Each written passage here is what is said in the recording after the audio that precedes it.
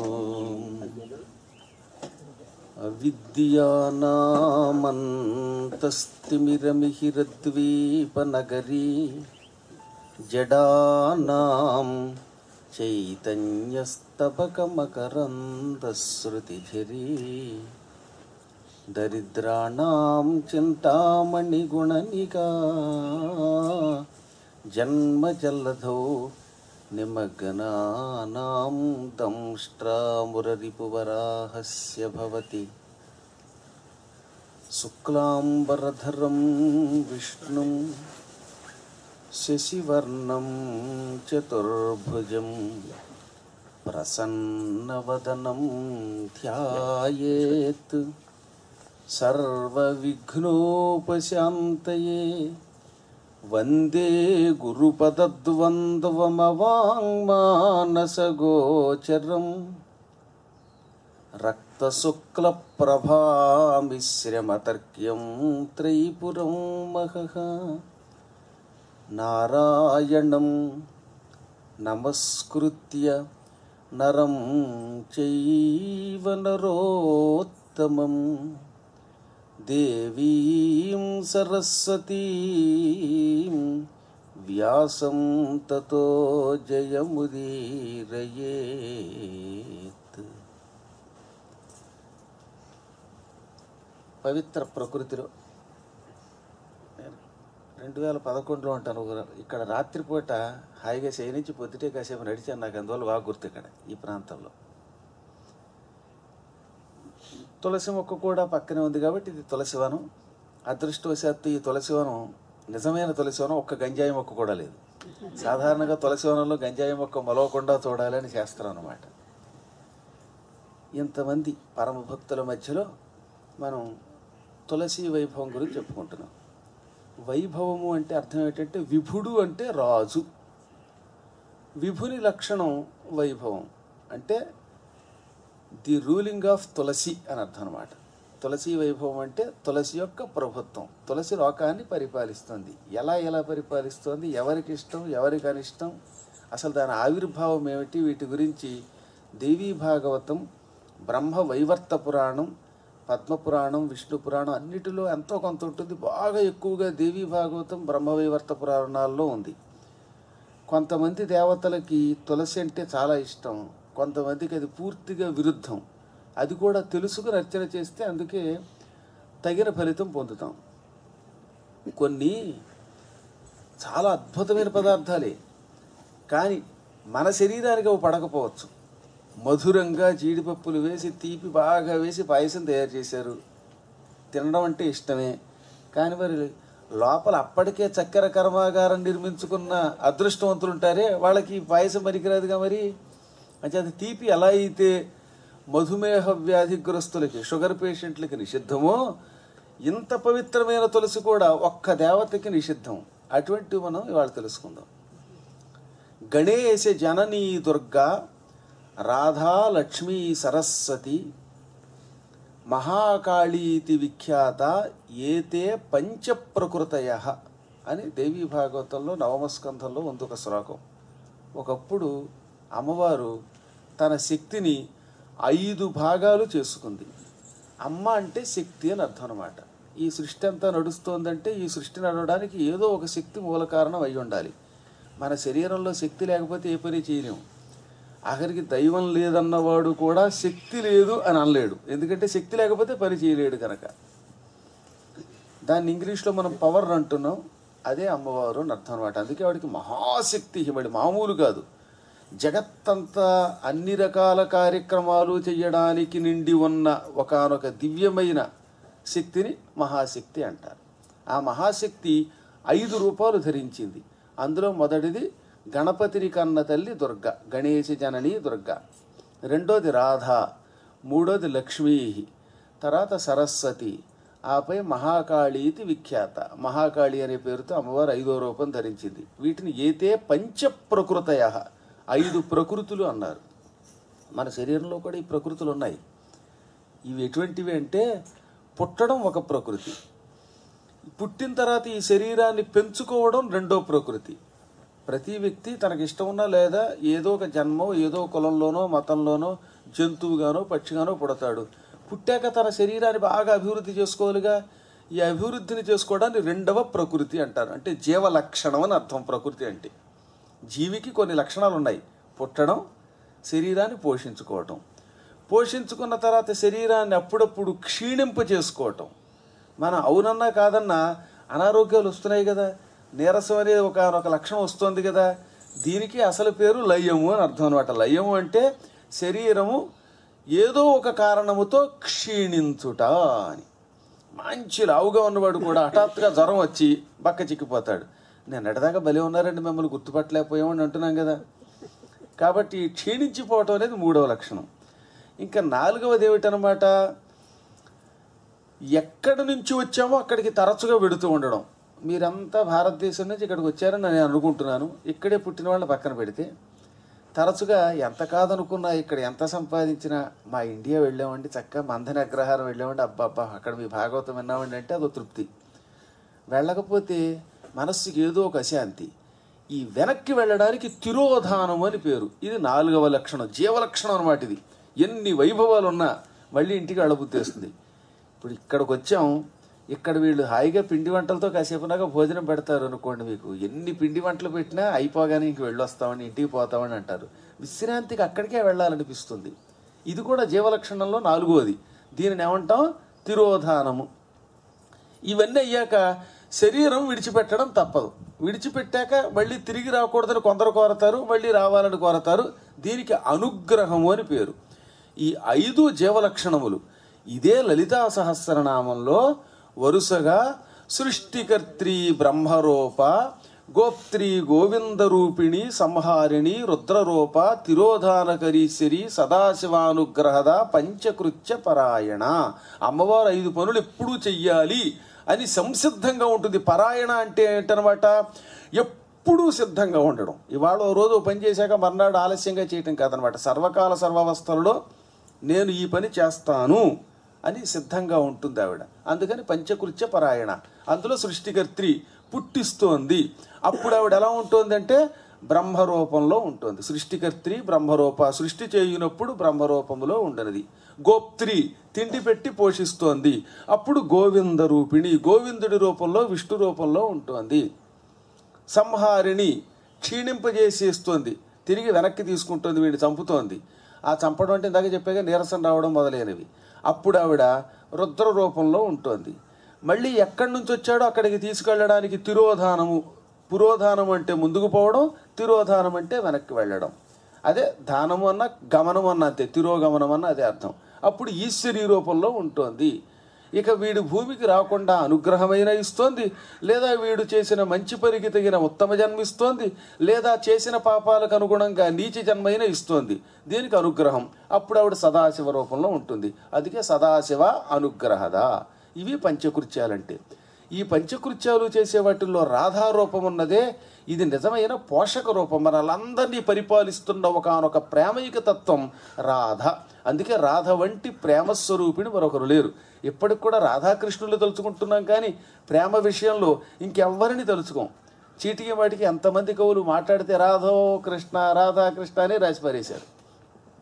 ఈ రాధాదేవికి ఒక దివ్యలోకం ఉన్నది. ఆ లోకాన్ని గోలోకము అంటారు. శ్రీ మహావిష్ణువు వైకుంఠంలో నివసించినట్టుగా గోలోకంలో శ్రీకృష్ణ పరమాత్మ ఉంటాడు. ఈ రెండు విచిత్ర రూపాలు. రెండు ఒకే రూపం అనుకుంటారు, కానీ చాలామంది అసలు సృష్టి ఆరంభంలో ఉన్నది కృష్ణ రూపమే. ఆ కృష్ణ రూపం నుంచి మిగతా 4 రూపాలు ఆవిర్భవించాయి.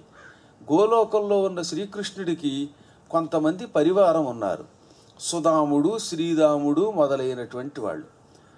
అందులో సుధాముడు అని శ్రీకృష్ణుడికి బాగా ఇష్టుడైన ఒక స్నేహితుడు ఉన్నాడు. అచ్చము శ్రీకృష్ణుడు ఎలా ఉంటాడో అలా ఉండేవాట ఆయన. దానికి సారూప్యము అంటాం అనమాట. కృష్ణుడిని చూసి హఠాత్తుగా ఇతను చూస్తే కృష్ణుడు ఇంకో రూపంలో వచ్చాడా అనిపించేది. అయినా కృష్ణుడే ఈయన అనుకోండి. ఎంత ఇద్దరు ఒకే రకంగా ఉన్నా అసలే నకిలీ. ఈ విధంగానే రాధాదేవికి ఒక చెలికెత్తున్నది. అది ఆవిడ పేరే తులసి. ఆవిడ గోలోకంలో ఉండేది. ఆవిడ కూడా అచ్చం రాధా రూపంలో ఉండేది. రాధా శరీరము నుంచి ఆవిర్భవించిన ఒక దివ్యశక్తి రాధకి సేవ చేయడానికి పుట్టింది. ఒకసారి ఈమె శ్రీకృష్ణుడి గురించి తపస్సు చేసి అచ్చం రాధలాగే ఉంటాను, రాధ శరీరంలోంచి పుట్టాను, నన్ను కూడా నీ భార్యగా స్వీకరించు అంటే ఆయన చిరునవ్వు నవ్వేట. అంటే ఏమీ చెప్పలేదు. నిన్ను స్వీకరిస్తాను అనలేదు, స్వీకరించను అనలేదు. సరిగ్గా ఆ సమయానికి అక్కడ రాధ వచ్చింది. నా శరీరం నుంచి ఒక దివ్యశక్తిని నీ రూపంలో సృష్టించి సేవ చేయమంటే నా భర్తకే ఎసరు పెడదాం అనుకున్నావా? కాబట్టి నువ్వు భూలోకంలో మానవ స్త్రీగా పుట్టి రాక్షసుణ్ణి పెళ్లి చేసుకుని అవమానాల పాలవుదువుగాక అని చెప్పించింది. వెంటనే వీడు గొల్లును గోలబెట్టి, అమ్మా ఇదేమిటి, నువ్వు నేను ఒకటే అనుకున్నాం, పరమాత్మ అందరికీ చెందినవాడు కదా, ఇంత అసూయతో తొందరపడి చెప్పిస్తే నా బతుక ఏమైపోతుంది, నన్ను అనుగ్రహించమంటే అప్పుడు కృష్ణుడు కూడా, రాధా పోన్లే నీ చెలికెత్తి కదా, శాపానికి అవసానం విముక్తి చూపించు అనగానే భూలోకంలో ధర్మధ్వజుడని ఒక మహారాజు గారికి కూతురుగా పుడుతుంది ఈవిడ. ఆ తర్వాత కొంతకాలం తర్వాత ఒక రాక్షసుని వివాహం చేసుకుంటుంది. ఆ రాక్షస శరీరం విడిచిపెట్టాక తిరిగి గోలోకానికి వస్తుంది. భూలోకంలో శాశ్వతంగా అందరికీ ఆనందం కలిగించే ఒక దివ్య వృక్షం అవుతుంది అని వరం ఇచ్చింది. నువ్వు ఎన్ని వరాలు ఇచ్చినా చూస్తూ చూస్తూ రాక్షసుడిని వివాహం చేసుకోలేని బావోయ్ రక్షించు అంటే కంగారు పడక ఆ రాక్షసుడు కూడా కారణ జన్ముడు అవుతాడులే, నీ కోరిక తీరుతుంది అన్నది రాధ. దాంతో తులసీదేవి అక్కడి నుంచి సెలవు తీసుకుని భూలోకానికి వచ్చేసింది. ఎవరికైనా సంతానంగా పుట్టే ముందు వాళ్ళ వెనక చరిత్ర చూసుకునేవారట కారణ జన్ములు. అంటే మనమంటే మనకి ఇష్టం ఉన్నా లేకపోయినా ఎక్కడో చోట పుట్టక తప్పదు, కానీ వాళ్ళు కావాలంటే ఎవరో ఒకరిని ఎన్నుకుని పుట్టేవారు. రాముడు ఉన్నాడు, దశరథ మహారాజుని ఎన్నుకుని పుట్టలా. కృష్ణుడు కావాలని వసుదేవుణ్ణి తండ్రిగా చేసుకున్నాడు. ఆ శక్తి పరమాత్మ కాబట్టి ఉంది. మనబోటి వాళ్ళకి నేను ఫలానా వాడి ఇంట్లోనే పుట్టాలని అంటే కుదరదు. ఒబామాకి కొడుకుగా పుట్టాలని ఎవడని అనుకున్నా తేలిక, వాడికి వాడి భార్య వాళ్ళు ఒప్పుకోద్దు. కాబట్టి ఈ శక్తి మనకి లేదు, కానీ పరమాత్మ కాబట్టి ఆయనకున్నది, కాబట్టి ఆయనకి సంకల్ప బలం ఉన్నది. ఈవిడ భూలోకానికి వచ్చి ఒక మంచి తల్లిదండ్రులు ఎన్నుకోవడానికి ప్రయత్నిస్తోంది. ఈలోపు ఒక రోజున రాధాదేవి శ్రీకృష్ణ పూజ కోసం శ్రీకృష్ణుడికి అన్నిటికంటే బాగా ఇష్టమైన పుష్పాలు చెంగల్వలు. చెంగల్వ అంటే ఎర్ర కలువ పువ్వు అని అర్థం. చెన్ను అంటే ఎరుపు, చెన్ను కలువ చెంగల్వ అవుతుందన్నమాట. సంస్కృతంలో దాన్ని కోకనదమని రక్తోత్పలమని అంటారు. అమ్మవారు లలితాదేవి చేతిలో ఎప్పుడు ఎర్ర కలువ పువ్వు ధరిస్తుంది, అందుకే రక్తోత్పలం బిభ్రతి, ఎర్ర కలువ పువ్వుని ధరించి ప్రకాశించున్నది అని చెప్పారు. వీరు రోజు లలితా సహస్రనామం చదివేటప్పుడు సింధూరారుణ విగ్రహాం త్రినయనాం మాణిక్యమౌళి స్ఫురత్తారానాయక శేఖరాం స్మితముఖీం ఆపీన వక్షోరుహాం పాణిభ్యాం అళిపూర్ణరత్న చషకం రక్తోత్పలం బిభ్రతీం అని చెప్పారు. అందులో ఒక చేతిలో ఎర్ర కలువ పువ్వు ఉంటుంది ఆవిడికి. ఈ ఎర్ర కలువ పువ్వులతో శ్రీకృష్ణుడికి పూర్ణిమ నాడు పూజ చేస్తే ఐశ్వర్యం బాగా వస్తుంది. పూర్వకాలంలో ధనం బాగా కావాలనుకున్న వాళ్ళు ఎర్ర కలువలతో పూజించేవారు. ఈ కలువలతో తులసి ప్రతి పూర్ణిమకి కృష్ణుడిని పూజించేది. ఒక రోజున శ్రీకృష్ణుడి చెలికాడు సుధాముడు అని ఒక ఆయన ఉన్నాడు. వాడిని పిలిచి, రేపు పూర్ణిమ సందర్భంగా శ్రీకృష్ణ పూజకి ఎర్ర కలువ పువ్వులు తీసుకురా అని ఆజ్ఞాపించింది.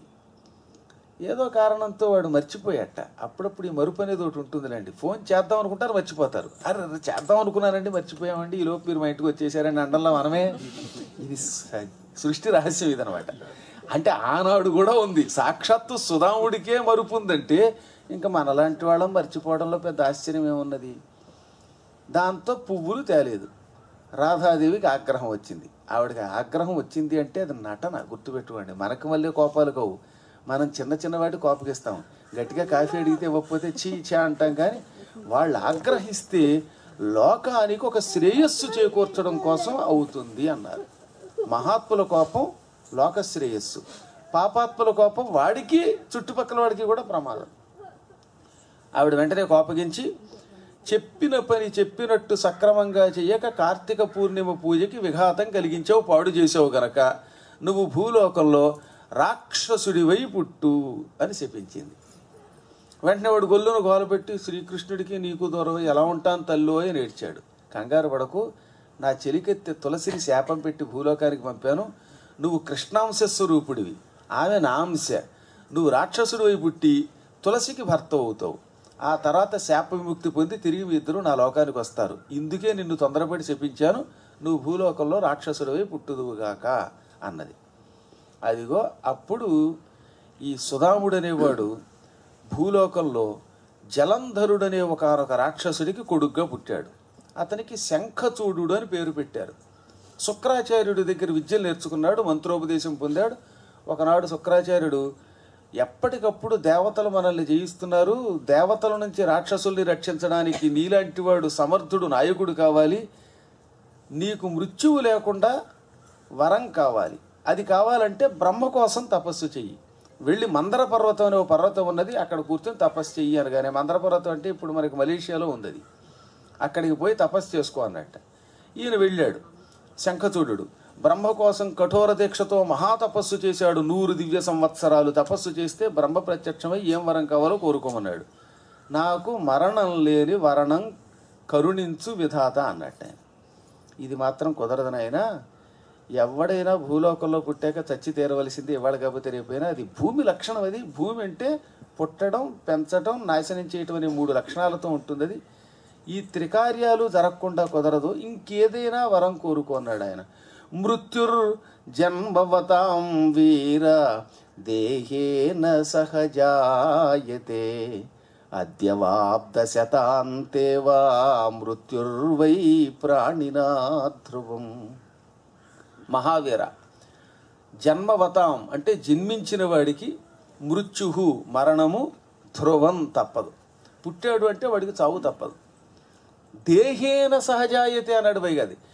దేహంతో పాటు మరణం కూడా పుడుతుంది. మనం ఎవడైనా పుట్టగానే పుట్టాడని సంతోషిస్తున్నాం, కానీ వాడి వెనకాల వాడి తోకలాగా, కుక్కకి తోకలాగా, పక్షికి రెక్కలాగా వీడి మరణం కూడా పుడుతుంది. అది అద్య ఈరోజు అవ్వచ్చు, అబ్ద సంవత్సరం తర్వాత అవ్వచ్చు, శతాంతేవా 100 ఏళ్ల తర్వాత అయినా మృత్యుర్వై ప్రాణినా ధ్రువం మరణం ప్రాణికి తప్పదు. అందుకే ఓ సంవత్సరం పెరిగి పుట్టినరోజు చేసుకున్నప్పుడల్లా ఆనందంతో హ్యాపీ బర్త్డే కాదు, వీడికి హ్యాపీ పైకి వెళ్ళిపోవడానికి సిద్ధంగా ఉంటాడు. ఒక్కొక్క ఏడాది తగ్గిపోతుంది మనకి జీవితంలో, అది మర్చిపోయి ఊరికే సంతోషంగా గడిపేస్తాం. కానీ సంతోషంగా గడపద్దని కాదు, అక్కడ మనకి మృత్యువు దగ్గరకు వస్తుంది కనుక ఎంత బాగా మనం చేయవలసిన పనులు చేద్దాం, ధర్మకార్యాలు చేద్దాం, ప్రజలకు ఉపయోగపడేవి చేద్దాం. శరీరం విడిచిపెట్టినా 10 కాలాలు గుర్తుండే పని చెయ్యాలి అనుకోవాలి. అది మారేసి నేను బ్రతకాలి అనుకోవడం అది దండగా అసంభవం కూడా. కాబట్టి ఏదో ఇంకో వరం కోరుకోమనగానే వాడు బాగా ఆలోచించి, బ్రహ్మదేవా, చావు నుంచి తప్పించుకోవడానికి ఏం చేస్తే బాగుంటుందో నాకు అర్థం కావటం లేదు, కాకపోతే నాకు ఒక 2 వరాలు అడుగుతాను, ఆ 2 ఇయ్యి అన్నట్ట. ఓ తప్పకిస్తాను, ఏం కావాలో కోరుకో. మొదటిది, పరమపతివ్రత అయిన భార్యను నాకు ప్రసాదించు అన్నాడు. తథాస్తు. ఇక 2వ వరం ఏమిటి? నా భార్య పతివ్రతగా ఉన్నంతకాలం నాకు చావు లేకుండా వరం ఇయ్యి అన్నాడు. ఈయన తథాస్తు అన్నాడు. ఎంత తెలివినోడు వీడు. నా భార్య పరమ పతివ్రతగా ఉండాలి, ఈయన తథాస్తు అన్నాడు. నా భార్య పతివ్రతగా ఉన్నంతకాలం నాకు చావు లేకుండా ఉండాలి, అది తథాస్తి. అంటే బ్రహ్మగారి వాక్యం అసంభవం గనక పాడవడం, బ్రహ్మ ఇచ్చిన వరం తప్పదు గనక, నా భార్య పతివ్రతగా ఉంటుంది గనక నాకు చావు ఉండదు. చూసావా బ్రహ్మ, నువ్వు నాకు మరణం లేకుండా వరం ఇవ్వను అన్నావు, నేను పుచ్చుకున్నాను. నువ్వు ఇచ్చిన 2 ఏదో ఒకటి తప్పు అవ్వాలి, అవ్వడం కుదరదు అనగానే, నాయన నీ భార్య పరమపతివ్రతే, ఆవిడ కావాలని ఏం అవ్వదు, కానీ నువ్వు బుద్ధిగా ఉన్నంత వరకు ఈ వరం నిన్ను కాపాడుతుంది. తేడా వచ్చిందనుకో, నేను ఎటువంటి వరం ఇచ్చినా ఆ వరంలో ఏదో ఒక మర్మం కనిపెట్టి నీ అంతం చూసేందుకోసం ఒక దైవం ఉండనే ఉంది అని బ్రహ్మ అదృశ్యం అయిపోయాడు. వీడక్కడి నుంచి మంచి పతివ్రత అయిన భార్య ఎక్కడ దొరుకుతుంది? ఆయన బ్రహ్మగారే చెప్పాడు కనుక ఆవిడని ఏ వెతుక్కోవాలా, ఆవిడే నన్ను వెతుక్కొస్తుందిలే అనుకుంటూ ఇంటికి బయలుదేరట శుక్రాచార్యుడికి విషయం చెబుదామని. అదిగో ఆ సమయంలో భూలోకంలో ధర్మధ్వజుడని ఒక మహారాజు గారిని వెతుక్కుని ఆయనకి కూతురుగా పుట్టింది తులసి. ఆవిడ చిన్నప్పటి నుంచి బాగా చదువుకుంది. ఇతడు తపస్సు చేసి వస్తున్న సమయంలో ఓ మంచి తోట ఉంది వాళ్ళకి, ఇలాగ పెద్ద గార్డెన్, అందులో రకరకాల పువ్వులు ఉన్నాయి. ఆవిడకి ఎర్రని పువ్వులంటే బాగా ఇష్టం, తులసీదేవికి ఈ పువ్వులంటే చాలా ఇష్టం. అందుకే కాబోలు ఇవాళ ప్రత్యేకంగా ఏరుకోరి ఆ పూల సజ్జ అక్కడ పెట్టానే చెప్పానా, అమ్మవారు చేయించుకుంటుంది, గుర్తుపెట్టుకోండి మీలాంటి మంచివాళ్ళ చేత. ఎర్ర పువ్వులు అక్కడ పెట్టుకుని వాటితో పూజ చేద్దాం పరమాత్మకి అనుకుంది. ఈశ్వర భక్తురాలు ఆవిడ చిన్నప్పటి నుంచి. అందుకని పుష్పాపచయము అంటాం, అంటే పువ్వులు కోయుట. పువ్వులు కోసుకుంటూ ఉంటే అటుగా వచ్చాడు శంఖచూడు రాక్షసరాజు. చాలామంది ఎందుకో కానీ రాక్షసులు అంటే చాలా భయంకరంగా ఉంటారు అనుకుంటారు. రాక్షసులు అందరూ భయంకరంగా ఉండరు, లేనిపోని గొడవ. రాక్షసుల్లో శంఖచూడు ఎర్రని రంగుతో ఉండేవాడు. హిరణ్యకశిపుడు ఎంత అందంగా ఉండేవాడో తెలుసునా అండి? హిరణ్యకశిపుడికి ఆ పేరు ఎందుకు వచ్చిందంటే హిరణ్యం అంటే బంగారం, హేమకశిపుడు హిరణ్యకశిపుడు అంటే బంగారపు రంగు కలిగినవాడు అని అర్థం. అతని రంగు చూస్తే బంగారంలో ఉండేదిట. హిరణ్యాక్షుడు మాత్రం ఒళ్ళంతా నల్లగా ఉండేది, చింతపండులాగా, పాత చింతపండులాగా. ఒక కళ్ళు మాత్రం బంగారపు రంగులో ఉండేవి. అందుకని హిరణ్య అక్షుడు, బంగారం వంటి కళ్ళు కలిగినవాడు. హిరణ్యం అంటే బంగారం అని మీ అందరికీ తెలుసున్నది. అందుకే గోభూ హిరణ్య దానాలు తరచుగా పూజల్లో హిరణ్య దానం చెయ్యి అంటే బంగారం దానం చెయ్యి అని. ఈ శంఖచూడు చాలా అందంగా ఉండేవాడు అనమాట, తెల్లగా మెరిసిపోతూ ఉండేవాడు. ఆయన అనుకోకుండా వరం పొంది శుక్రాచార్యుడి దర్శనానికి వెళుతూ ఈ ఉద్యానవనం దగ్గరకు వచ్చాడు. ఉద్యానవనంలో సుందరీమణి తులసి కనపడింది. ఈ మొదటి చూపుల్లోనే ఒకళ్ళ మీద ఒకళ్ళకి ప్రేమ అంకురించిందిట. ఎక్కడైనా అంతే దిక్కుమాలన్నది. ఈ మొదటి చూపులు ఒక్కసారి సక్రమంగా పడ్డాయా ఇక ఆ తర్వాత వాళ్ళు వేరు చేయడం అవడం వల్ల కాదు. అసలు కులం ఏమిటి, గోత్రం ఏమిటి, మతం ఏమిటి, ఏ దేశం ఏ జాతి ఆలోచించరట ప్రేమ ఉన్నప్పుడు. ప్రేమ లేనప్పుడు ఈ ఆలోచనలన్నీ వస్తాయి. ఈ సుందరిని చూడగానే వాడు ఆశ్చర్యపోయి కాశిత్వం కళ్యాణి దైవీవా మానవీతిచ, ఓ కళ్యాణి, ఓ అందగత్తే, ఓ శుభప్రదమైన చరిత్ర కలిగిన దానా, కాశీ నీవెవరివి అని అడిగాడు. హూ ఆర్ యు అని అడిగాడు. కొంచెం ఇంగ్లీష్ ఆయన వచ్చలేండి. దేవతా స్త్రీవా, మానవ స్త్రీవా, గంధర్వ స్త్రీవా? నీవు కాళ్ళు నేల మీద పెట్టి నడుస్తున్నావు కాబట్టి మానవ స్త్రీవి అని అర్థమవుతుంది. దేవతలకి అయితే కాళ్ళు నేల మీద ఆనవు. దేవతలకి కంటి మీద ఇలా రెప్పపాటు ఉండదు. రెప్పపాటుని నిమిషము అంటాం. ఇలా అస్తమాటు రెప్ప వేస్తాం కనుక మనందరం నిమిషులం. ఈ రెప్ప అలా వెయ్యరు కనుక దేవతలు అనిమిషులు, అంటే రెప్పపాటు లేనివాళ్ళు అని అర్థం. వాళ్ళకి ఇలాంటి దుమ్ము ధూళి డస్ట్ పార్టికల్స్ కళ్ళల్లోకి వెళ్ళి కళ్ళు పాడవు. అందుకని వాళ్ళ కళ్ళు అలా తెరుచుకుని ఉంటాయి అనమాట. మనకి కనుక ఇది లేకపోతే కళ్ళు పోతాయి. అందుకని భగవంతుడు ఏ లోకానికి ఏది అవసరమో అది ఇచ్చాడనమాట. నువ్వు అనిమిషము కాదు నిమిషవి అని అర్థమవుతుంది. ఎవరి అంటే ధర్మధ్వజుడని ఒక రాజుగారి కూతురునండి అంది. ఇంకే అయితే జలంధరుడని రాక్షసరాజు కొడుకుని నేను, శంఖచూడుండి, పరమశివభక్తుడిని, నేను నిన్ను ప్రేమించాను, పెళ్లి చేసుకుంటామంటే నాకు మీరంటే ఇష్టం అనుకోండి, ఒక్క మాట మా నాన్నగారిని అడిగి చేసుకోండి, ఆయన కాదన్నాడోయ్, ఇప్పుడే వెళ్ళండి అంది. ఒకవేళ సుందరి మీ తండ్రి గారు కాదంటేనో, మా తండ్రి గారు కాదంటే నేను ఉన్నాను కదండి, నేను నచ్చ చెబుతానులేండి అంది ఆవిడ. పూర్వకాలంలో ప్రేమించిన తల్లిదండ్రులకి చెప్పకుండా మాత్రం రహస్యంగా వివాహం చేసుకునేవారు కాదు. సంతకం పెట్టేసి వచ్చాక నాన్న చేసుకున్నాను అనేవారు కాదు, చెప్పి చేసుకునేవారు అన్నమాట. అందుకని ఈవిడ ఆ మాట అనగానే ఈయన వెళ్ళి మహారాజు గారిని, మహారాజా నీ కూతుర్ని ఇస్తావా అంటే ఆయన మారు మాట్లాడకుండా నా కుమార్తె ప్రేమించిన వాడికి నా కూతుర్నిచ్చి పెళ్లి చేసేస్తాను తప్ప వివాహం చేస్తున్నాను అన్నాడు. తులసి శంఖచూడులకి వివాహం అయ్యింది. శుక్రాచార్యుడి అనుగ్రహంతో సుఖంగానే ఉన్నారు. కొద్ది రోజులు బాగా సుఖంగా సాగుతున్నాక సంసారం ఒక రోజున శుక్రాచార్యులు పిలిచి, ఏమయ్యా నిన్ను తపస్సు చేసి వరాలు పొందమన్నది పెళ్లి చేసుకుని సంసారంలో అడుగు పెట్టడం కోసమా, మన రాక్షస జాతి కోసమా? మహావీరులైన అసురులంతా దేవతల చేతిలో చావు దెబ్బలు తిని నీరసించిపోతూ ఉంటే నువ్వు మాత్రం సుఖంగా సంసారంలో ఉంటావా అన్నట్ట. అయ్యయ్యో మర్చిపోయానండి, ఇప్పుడు నా కర్తవ్యం ఏమిటి అనగానే, మనందరికీ ప్రథమ శత్రువులు దేవతలు. ఏమి చేస్తావో నువ్వు ఇంద్రుడి మీదకి దండయాత్రకి వెళ్ళి వాడిని చితక్కొట్టి స్వర్గసింహాసనాన్ని ఆక్రమించు. మన రాక్షస లక్షణం ఏంటంటే మనం కష్టపడి సంపాదించకూడదు, సంపాదించిన వాడిని తన్ని వాడి దగ్గర నుంచి లాక్కోవాలి. అసలు కమ్యూనిస్టులు వీళ్ళు. వాళ్ళు సంపాదించరు, మీరు ఎక్కడ చూడండి. సంపాదించిన వాడి భూములు మాత్రం ఆక్రమించుకోవాలి, అదొక దుర్లక్షణం.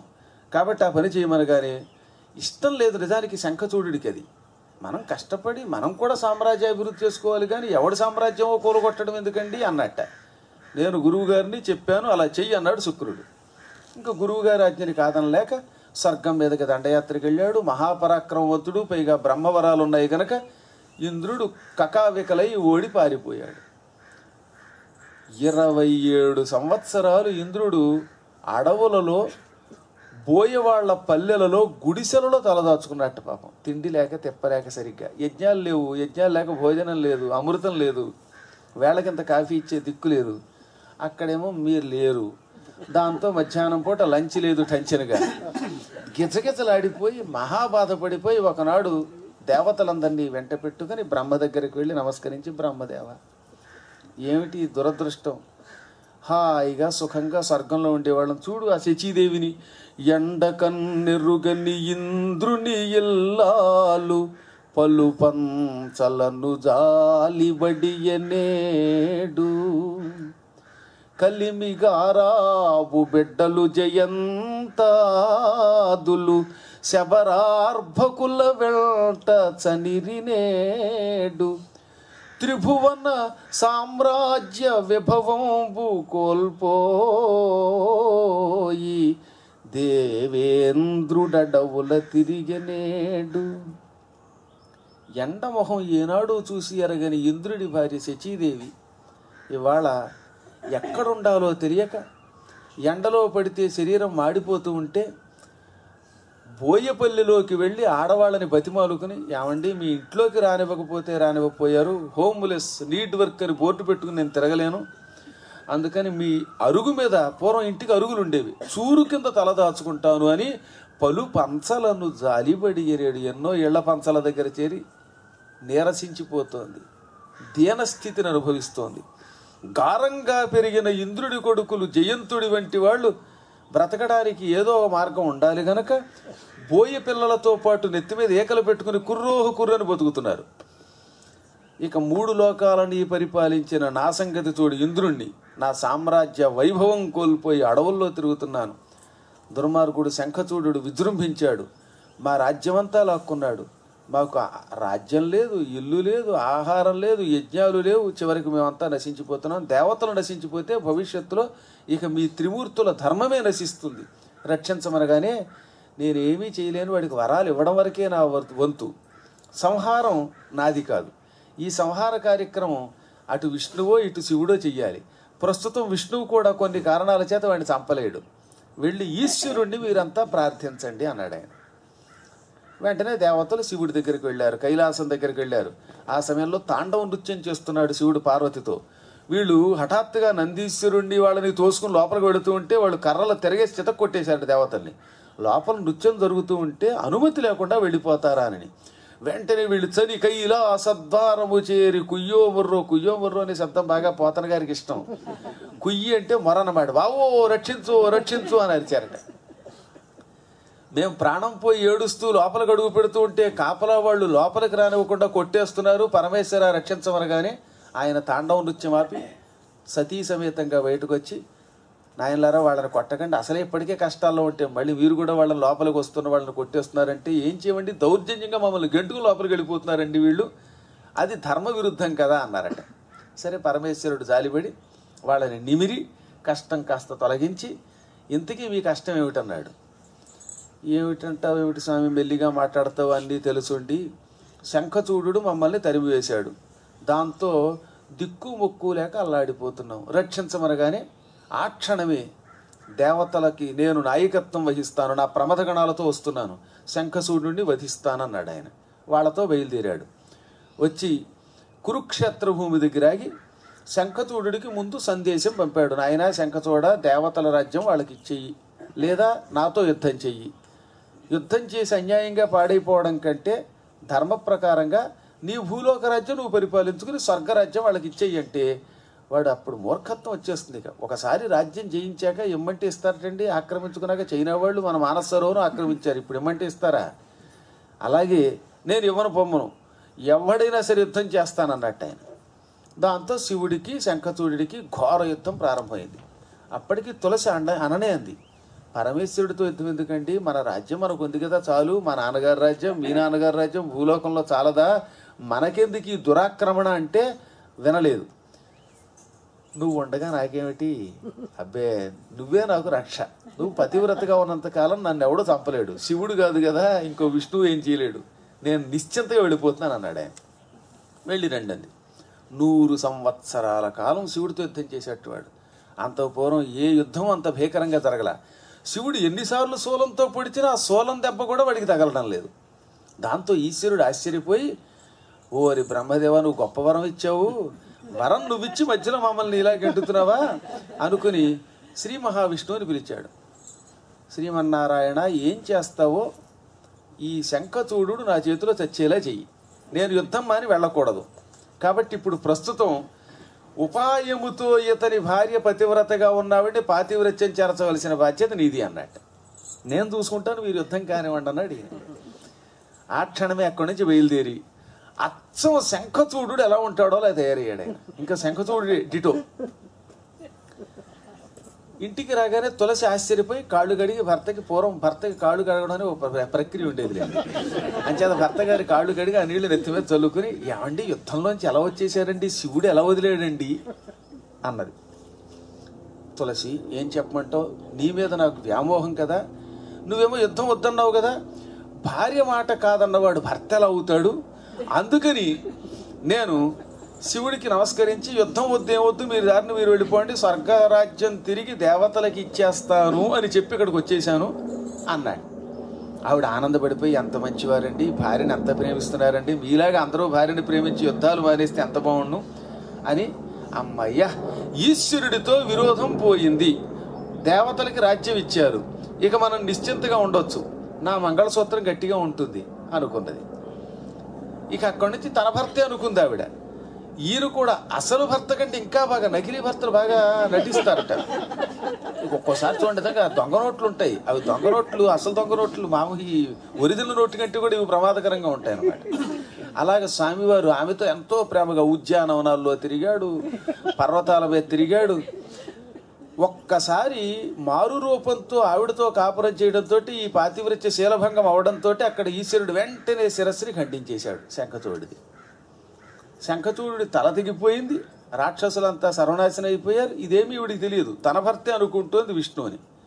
ఒక రహస్యం ఉంది, ఎంతటి మంత్రవేత్తకైనా నిద్రపోతున్నప్పుడు అసలు రూపం వచ్చేస్తుంది. ఒక రోజున తులసీదేవితో పాటు పానుపు మీద నిద్రపోయాడు విష్ణువు. అర్ధరాత్రి వేళ తులసికి ఎందుకు మెలకు వచ్చింది. చూస్తే పక్కన శంఖచక్ర గదా పద్మాలతో 4 భుజాలతో విష్ణువు కనబడ్డాడు. ఒక్క క్షణం నిశ్చేష్టురాలైపోయింది. వెంటనే అతన్ని లేపి, ఎంత మోసం చేసావు, నువ్వు పరమాత్ముడు అనుకున్నాను, నా భర్త రూపంలో వచ్చి శీలభంగం చేసావు, అంటే నా భర్త ఎప్పుడో చచ్చిపోయాడు అనమాట, అది కూడా తెలియకుండా చేసావు, కనీసం ఓ మైల ముట్టూరు కూడా లేకుండా చేసేసావు అని ఆగ్రహోదకురాలైతే ఆయన చిరునవ్వు నవ్వి, తులసి ఏం చేయమంటావు, నీ భర్త చేసిన పాపాలు అన్నీ ఇన్నా, మొత్తం లోకాలను హింసించాడు, దేవతల్ని హింసించాడు, ఈశ్వరుడితో యుద్ధం చేశాడు, అతన్ని చంపాలంటే అంతకంటే మాకు మార్గం లేదు, బ్రహ్మగారు ఎన్ని గొప్ప వరాలు ఇచ్చినా ఆ వరాలని భంగం చేసే తెలివితేటలు మా దగ్గర ఉంటాయి, అంచేత నేను ఆ శంఖచూడు రూపంలో వచ్చాను, ఏమనుకోద్దన్నాడు. కాకపోతే భర్త చచ్చిపోతే ఏమనుకోద్దంటే ఊరుకుంటుంది ఆవిడ. ఇంత గొడవ అయ్యాక అప్పుడు కోపంతో, నువ్వు నవనీత హృదయుడివి అని వేదాలు చెప్పాయి, నారదుడు కూడా నువ్వు చాలా మనస్సులో మాత్రం ప్రేమ నింపుకున్నవాడివి, పైకి కఠినం నటిస్తావు అన్నాడు. కాదు కాదు, నీ మనస్సు శరీరం అంతా కఠినమే, నువ్వు బండరాయి లాంటి వాడివి, నేను నిజంగా పతివ్రతని, కావాలని నీతో కాపురం చేయలేదు, కాబట్టి నా పాతివ్రత్య మహిమతో నిన్ను శపిస్తున్నాను, ఈ క్షణం నుంచి నువ్వు పాషాణం అయిపోదువుగాక అని శపించింది. ఆయన చిరునవ్వు నవ్వి, వేరేదానా, దీనికోసమే ఎంతసేపు నిన్ను రెచ్చగొట్టాను, నీ వాక్కు చాలా శుద్ధి అయ్యింది, నీ మాటను నేను పూర్తిగా పరిపాలిస్తాను, నీ శాపాన్ని అనుభవిస్తాను, ఇప్పుడు నువ్వు ఒక్కసారి కళ్ళు తెరిచి చూడు, నీ పూర్వజన్మ నీకు గుర్తొస్తుంది అన్నాడు ఆయన.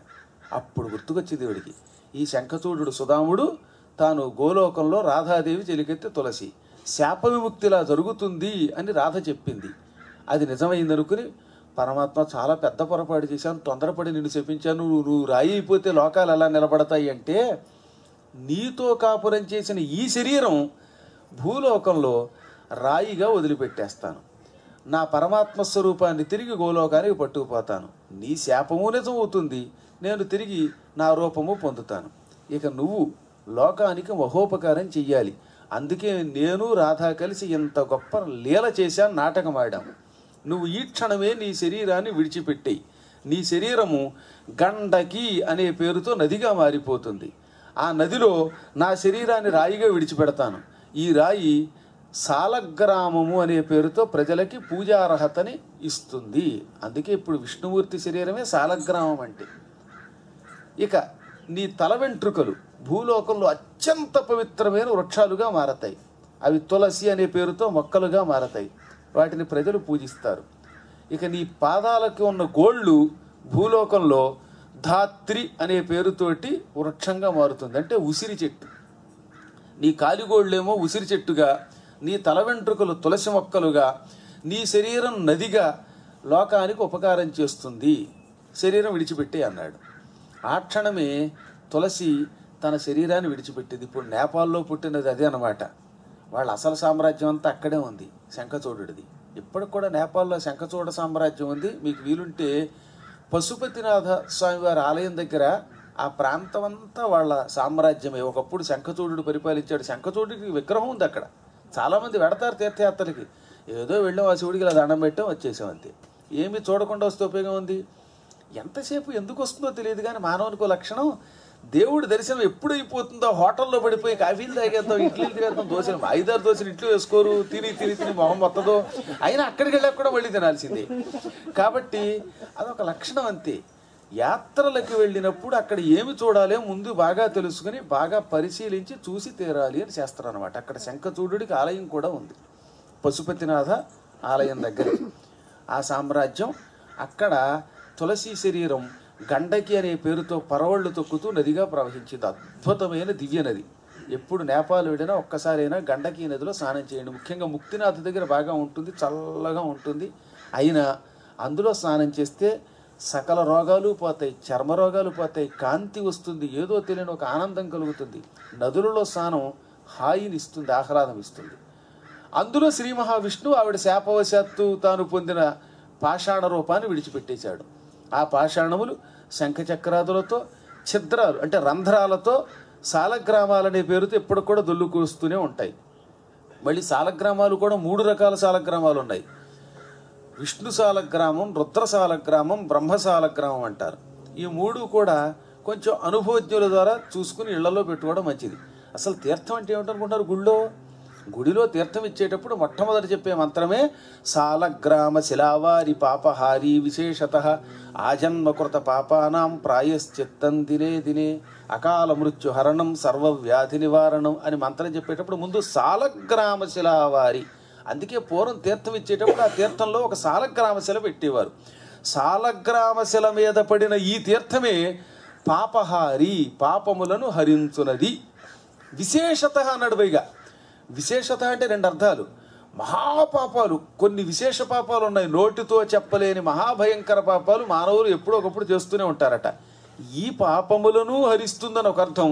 విశేషత అంటే పర్టిక్యులర్లీ అని కూడా అర్థం అనమాట. ప్రత్యేకముగా కొన్ని పాపములను తొలగిస్తుంది అని కూడా అర్థం. అంత గొప్ప తీర్థం అది. మనం తెలుసో తెలియకో కొన్ని పాపాలు చేస్తే ఆయువు తగ్గిపోతుంది అని. మనం చేసే పాపాల వల్ల బ్రహ్మదేవుడు మన నుదుట ఏమి ఆయువు రాసినా అంతకాలం బ్రతకం.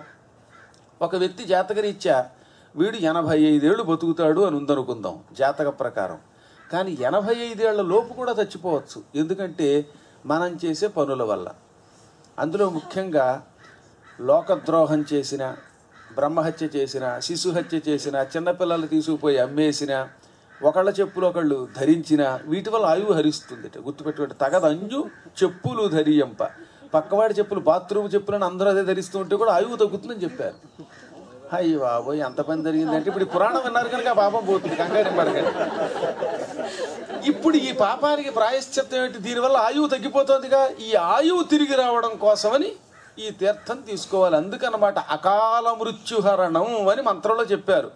అకాలములో అనగా ఆయువు తీరకుండా మేము పాపాల వల్ల తొందరగా చచ్చిపోయే స్థితి వస్తే ఈ తీర్థం తీసుకోవడం వల్ల మా ఆయువు తిరిగి వస్తుంది. అకాల మృత్యువుని ఈ తీర్థం హరిస్తుంది. దుర్యోధనుడికి 128 ఏళ్ళు ఆయువు రాశాడు బ్రహ్మ. కానీ వాడు 60వ ఏట చచ్చిపోయాడు. ఇంకా 68 ఏళ్ళు ఆయువు మిగిలుండగా చచ్చిపోయాడు యుద్ధంలో. కారణం ఏమిటో భాగవతంలో ప్రథమ స్కంధంలో ప్రారంభంలో చెప్పారు. పాంచాలీ కబరీ వికర్షణ మహాపాపక్షతాయుష్కులన్ చెంచద్గర్వుల ధార్త రాష్ట్రుల అనిన్ చంపించి గోవిందుడిప్పించన్ రాజ్యము ధర్మసూనునకు. ద్రౌపదీదేవి జుట్టు ముడిపుచ్చుకుని ఈడ్పించిన మహాపాపంతో కౌరవులకి 68 సంవత్సరాల ఆయువు నశించి 60వ ఏట యుద్ధరంగంలో వాళ్ళంతా చచ్చిపోయారు వరుసగా. ఒక రోజులు తేడా. 18 రోజులు కదా మహాభారత యుద్ధం జరుగుతా. ఈ 18 రోజుల్లో 1వ రోజు మొదలుకొని చివరి రోజు తర్వాత వరుసగా కౌరవులు చచ్చారు. ఆఖరి 18వ రోజు దుర్యోధనుడు తొడలు విరిగి కుప్పకూలి కింద పడి మరణించాడు. కాబట్టి మన పాపాలతో మనం ఆయువుని కొంత తగ్గించుకుంటున్నాం. ఈ తగ్గించుకున్న ఆయువు తిరిగి రావడం కోసం గుడికి వెళ్ళి ఈ సాలగ్రామంతో కూడిన తీర్థం స్వీకరించాలి. అందుకని తులసి ఆయన్ని అంత ప్రత్యేకంగా చెప్పించిందనమాట. అనేక శుభ ఫలితాలు ఇస్తాయి. చాలామందికి తెలియక సాలగ్రామం ఇంట్లో ఉండకూడదని, అది ఉంటే ఏదో మడి ఉండాలని. సాలగ్రామాన్ని బయట ఉన్నవాడు ముట్టుకోకూడదు, మైల ఉన్నవాడు ముట్టుకోరాదు. ఇంట్లో ఉండకూడదు అని ఎవడు చెప్పాడో కానీ వాడు ఉట్టి మోసగాడు. అటువంటి నమ్మకండి, అశాస్త్రీయం, అవి శాస్త్ర ప్రమాణాలు కాదు. కాబట్టి భక్తితో ఇంటిలో పెట్టి పూజించుకోవచ్చు.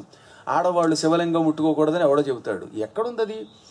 కిం బహూక్తేన మునయః స్త్రీణామపి తథాన్యతః అధికారోస్తి సర్వేషాం శివలింగార్చనే ద్విజాః అని శివపురాణంలో విద్యేశ్వర సంహితలో 3వ అధ్యాయంలో శ్లోకం ఇది.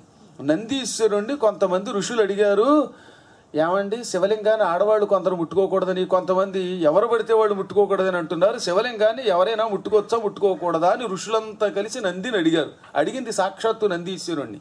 అప్పుడు ఆయన ఈ శ్లోకంతో సమాధానం చెప్పాడు. కిం బహూక్తేన మునయః. ఎందుకండి ఇన్ని ప్రశ్నలు, ఎందుకు ఇన్ని మాటలు? స్త్రీణాం అపి తథా అన్యతః. ఆడవాళ్లకే కాదు అందరికీ అని ప్రత్యేకంగా చెప్పాడు. అధికారోస్తి సర్వేషాం. సర్వేషాం అంటే అందరికీ. అధికారః అస్తి, అందరికీ అధికారం ఉంది. ఎందులో ఉంది అధికారం? మళ్ళీ శివలింగార్చనే ద్విజాః. ఓ ఋషులారా, శివలింగాన్ని ముట్టుకుని మీ ఇంటిలో పూజ చెయ్యడానికి ఆడ మగ అనే తేడా లేదు, కులమతాలతో సంబంధం లేదు. ప్రతి వ్యక్తి భక్తి కలిగిన వాడు ఎవడైనా పూజించవచ్చు. శివలింగాన్ని పూజించడానికి ముట్టుకోవడానికి అర్హత ఏమిటంటే కేవలం భక్తి అని చెప్పాడు ఆయన. ఒక్క ధ్వజస్తంభం ఉన్నది, యంత్రం వేసిన లింగాల దగ్గరికి మనం ఎలాగో వెళ్ళాం, అర్చకులే పెడతారు. అలా కాకుండా ఇళ్లల్లో శివలింగం ఉండకూడదనే భ్రమను తొలగించుకుని మీ ఇంటిలో శివలింగాన్ని స్థాపించి స్వయంగా తాకి అభిషేకం చేసి తుడిచి దాని మీద తులసీ దళం పెడితే వద్దంటే ఉద్యోగం వస్తుంది. శివపురాణంలో శివుడికి తులసి అంటే ఎంత ఇష్టమో చెప్పారు.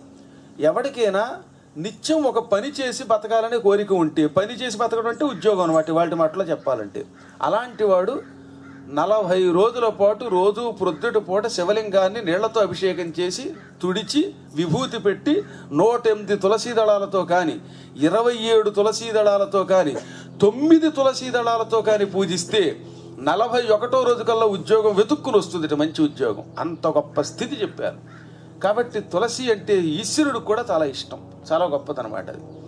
మొత్తం మీద సాలగ్రామాన్ని మీ అందరూ ఇళ్లలో శుభ్రంగా పెట్టుకోవచ్చు. ఇక ఆవిడ శరీరం గండకినది అయిపోయిందిగా. ఇప్పుడు ఆవిడ కాలిగోళ్ళన్నీ కలిసి భూలోకంలో ఉసిరిక చెట్టుగా మారాయి. అవి కూడా పచ్చడి పెట్టుకునే పెద్ద ఉసిరి అనమాట. మళ్ళీ 2 రకాల ఉసిరి ఉన్నాయి, అందులో పచ్చడి పెట్టుకునే ఉసిరి. ఈ ఉసిరిక చెట్టుని సంస్కృతంలో ధాత్రి వృక్షము అంటారు. ఈ చెట్టుకి అన్ని మాసాల్లోకి కార్తీక మాసం చాలా పవిత్రమైన ప్రీతిపాత్రమైన మాసం. కార్తీక మాసంలో ఇంటిలో కానీ తోటలో కానీ ఎక్కడో చోట ఉసిరి చెట్టు వేసుకుని దాని కింద భోజనం చేస్తే రాధాకృష్ణుల దివ్య అనుగ్రహం లభించి తీరుతుంది, సంపదలు వచ్చి తీరుతాయి.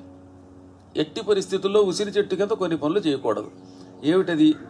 మసాలాలు భోజనం చేయకూడదు, మాంసాహారం దాని కింద తినకూడదు, దాని కింద మద్యపానం చేయకూడదు, ఎంత మనస్సు నాలుక లాగుతున్నా దాని కింద అని కాల్చకూడదు, ధూమపానం చేయకూడదు. ఈ ధూపం ఇమ్మన్నారు తప్ప నిత్య ధూపదీప నైవేద్యం అంటే ఈ ధూపమా అంటే అది ఈ ధూపం పాపం. ఆ ధూపం అయితే మనకి రకరకాల శుభాలను కలిగిస్తుంది. కాబట్టి చెట్టు కింద అది గుర్తుపెట్టుకోవాలి. ఈ మాట మళ్ళీ ఎందుకు ఎంత గట్టిగా చెబుతున్నానంటే బ్రహ్మవైవర్త పురాణం దేవీ భాగవతంలో మన కలియుగ మానవుల లక్షణాలు తెలుసు కనుక కార్తీక మాసంలో వనభోజనం, దాన్ని ఇంగ్లీష్లో గార్డెన్ పార్టీ అని పేరెట్టి దాని కింద చేరి బిర్యానీ ప్యాకెట్లు తినటువంటి వీడి కర్మ. కాకపోతే వరి అన్నం తినమంటే బిర్యానీ తినమనే. పులిహార దధ్యోదనం వంటి పవిత్ర పదార్థాలు తప్ప మసాలాలతో కూడిన చెత్తా చెదారం తిని నానా రకాల పాపాలు చేయకూడదు. ఒక్కోసారి మనకు అనిపిస్తుంది వీడు ఏదో ఇలా చెబుతాడులేనని. చేసి చూడండి, దాని పాపం ఎప్పుడోకప్పుడు అనిపిస్తారో, అనుభవించినప్పుడు తెలుస్తుంది. ఒక ఆయన ఉండేవాడు మా గణపురంలో. దేవుడు లేడు, దెయ్యం లేడు, దెయ్యాలు అస్సలు లేవు పొరపాటునని తెగ మాట్లాడేవాడు. ఒకసారి ఏం జరిగింది, ఆయన అర్ధరాత్రి వేళ ఇంట్లోంచి బయటకు వచ్చాడు. ఏదో ఎదురుగుండా ఆయన ఇంటి అరుగు మీద ఒక ఆయన కూర్చుని ఉన్నాడు. వాడి దగ్గరికి వెళ్ళి, ఏమండి రాత్రిపూట ఎంత ధైర్యంగా కూర్చున్నారు, మీలాంటి వాళ్ళు కావాలంటే నాకు. ఈ మనుషులకి అన్ని అజ్ఞానపు లక్షణాలే, దెయ్యాలు ఉన్నాయి అంటారు, నా మటుక్కి నాకు ఆ నమ్మకం లేదు, అందుకే రాత్రిపాటు దర్జాగా బయటకు వచ్చాను. మనలో మనమాట మీరు కూడా దెయ్యాలున్నాయని నమ్ముతున్నారా లేదంటారా అంటే, బతుకున్నప్పుడు నేను కూడా దెయ్యం ఉందంటే అమలేదు అని మాయమైపోయాడు వాడు. వీడు డామని పట్టాడికి లేస్తే ఒట్టు, వీడు తీసుకుపోయారు శ్మశానాన్ని. అదనమాట వాడు చెప్పిన సలహా. కాబట్టి బతుకున్నప్పుడు ఎవడో అంత తేలిక నమ్మడు, చచ్చాక నమ్మితే అప్పుడు ఉపయోగం లేదు. యమధర్మరాజు పట్టుకుపోయాక బాబోయ్ భూలోకంలో పద్మాకర్ గారు పురాణం చెప్పినప్పుడు వినలేదురా, ఉసిరి చెట్టు కింద పలావు తినద్దంటే కావాలని అలావు పలావు చేసుకు తిన్నాను అని ఆ తర్వాత ఎంత అలో లక్షణాన్ని ఏడ్చినప్పుడు ఉపయోగం ఉండదు కనుక కొన్ని జాగ్రత్తలు వహిస్తే నష్టం ఉంది. ఒక దేశానికి వెళ్ళాం, ఆ దేశపు నియమాలు పరిపాలిస్తున్నావా లేదా? అలాగే చెట్లకి ప్రకృతికి కూడా ఒక నియమం ఉన్నదనమాట. ఆ ప్రకృతి నియమాన్ని వికృతి చేయకూడదు. కాబట్టి అక్కడ పవిత్రాన్నమే పవిత్రాన్నంబు కుడుచున్నది నరవరేణ్య అని మార్కండేయ పురాణంలో చెప్పారు. ఇక ఆ తర్వాత ఆవిడ తల వెంట్రుకలు తులసి మొక్కలుగా మారాయి. ఇక్కడే ఉంది తమాషా. తులసి తల వెంట్రుకలు అన్నీ ఒకే రంగులో ఉండేవి కాదట. ఒక్కొక్కడికి భగవంతుడు జుట్టు ఒక్కొక్క రకంగా ఇస్తాడు. ఒక్కొక్కడి జుట్టు ఎర్రగా ఉంటుంది, ఒక్కొక్కడి జుట్టు తెల్లగా ఉంటుంది, ఒక్కొక్కడి జుట్టు నల్లగా ఒత్తుగా ఉంటుంది, ఒక్కొక్కడికి జుట్టే ఉండదు. అదే వారి వారి అదృష్టం, పూర్వజన్మ సుకృతం. ఈవిడ తల వెంట్రుకల్లో కొన్నేమో శ్వేతంగా తెల్లగా ఉండేవిట, కొన్ని ఎర్రగా ఉండేవి, కొన్ని బాగా నల్లగా ఉండేవి. ఇలా రకరకాల రంగులు 108 రకాల రంగుల్లో ఉండేవాడు తల వెంట్రుకలు. ఈ తల వెంట్రుకలన్నీ వెంటనే భూమి మీద మొక్కలుగా మారాయి.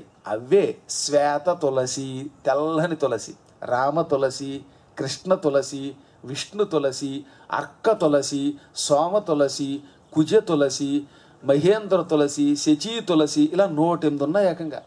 కేవలం ఏవో 4-5 తులసులు చెప్పుకుని మనం ఓహో అనుకుంటున్నాం కానీ 108 రకాల తులసులు ఉన్నాయి.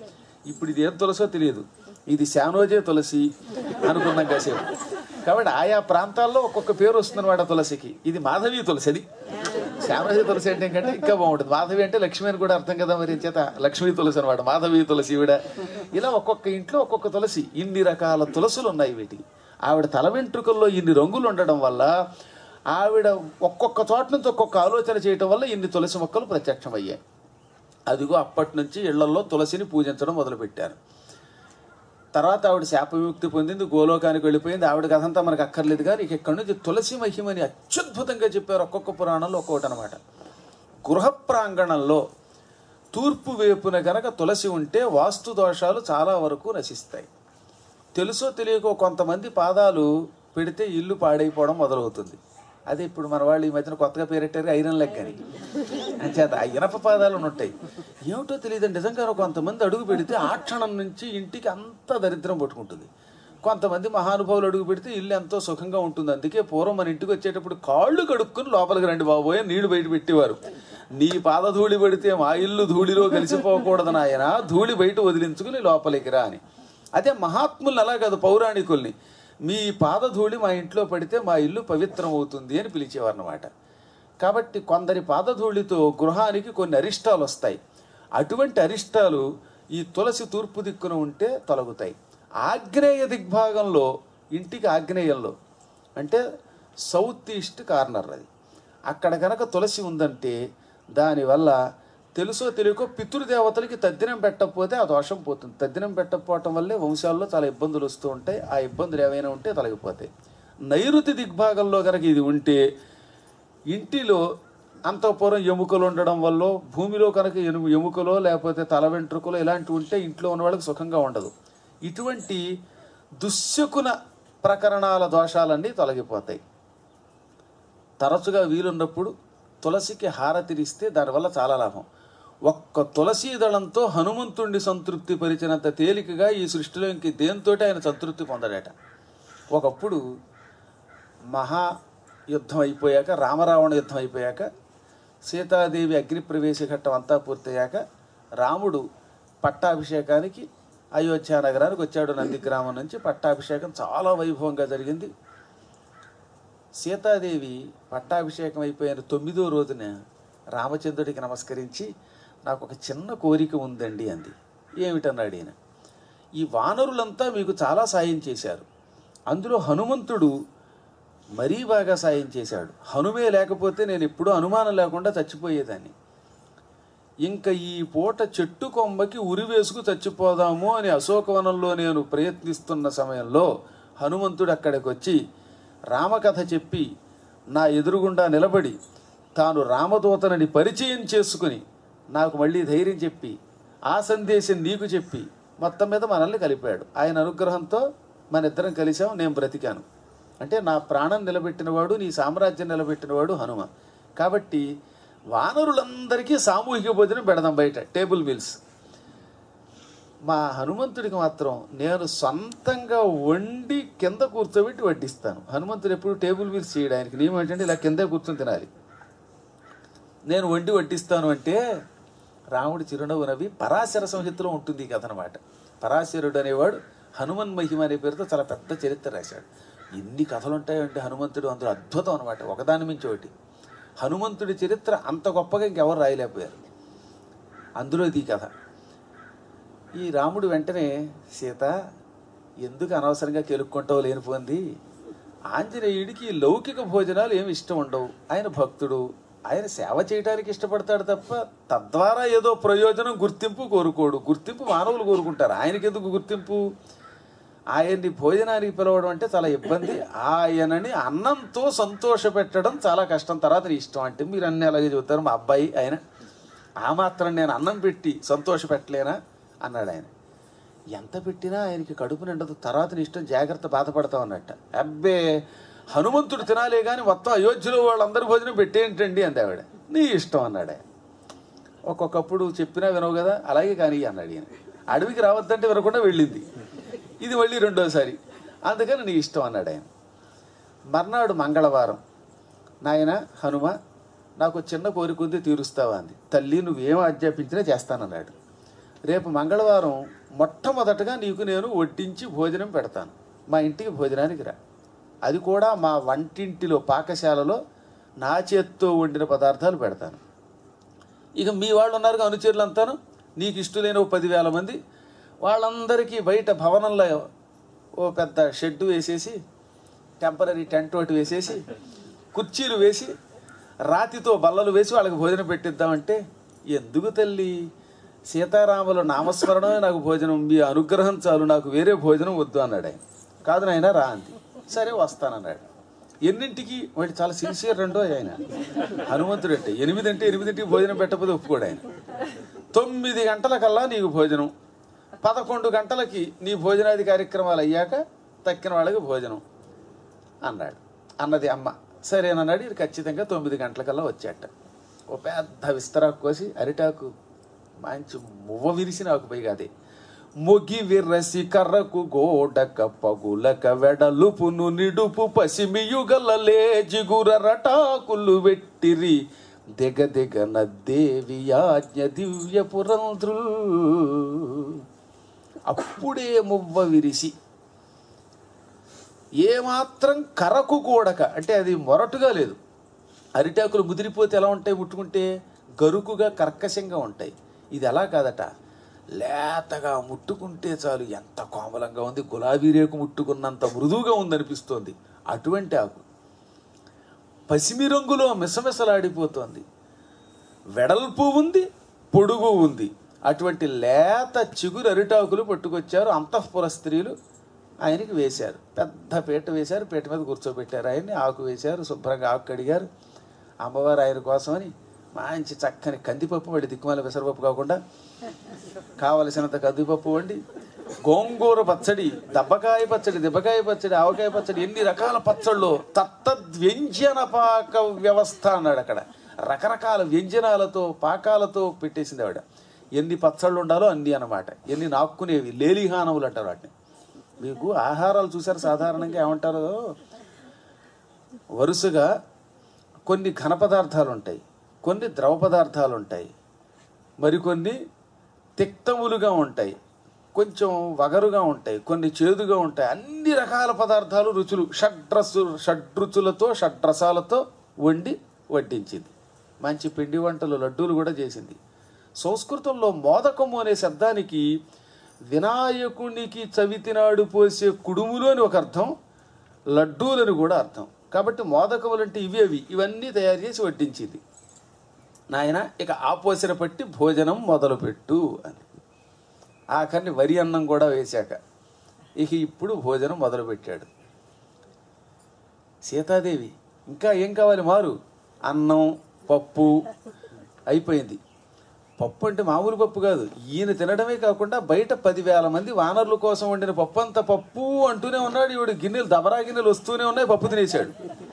ఇంకేం చేయాలో ముచ్చెమట్లు బట్టి ఎంతసేపు పప్పే తింటా, ఇక పప్పు లేదనలేక, లేదంటాం తప్పు కనుక అచేత పప్పు అనలేక, అందులో ఆవిడ చేసిన పప్పు కూడా మళ్ళీ 3 రకాలు ఉంటాయి. పప్పు పప్పు పప్పు అని 3 ఉంటాయి.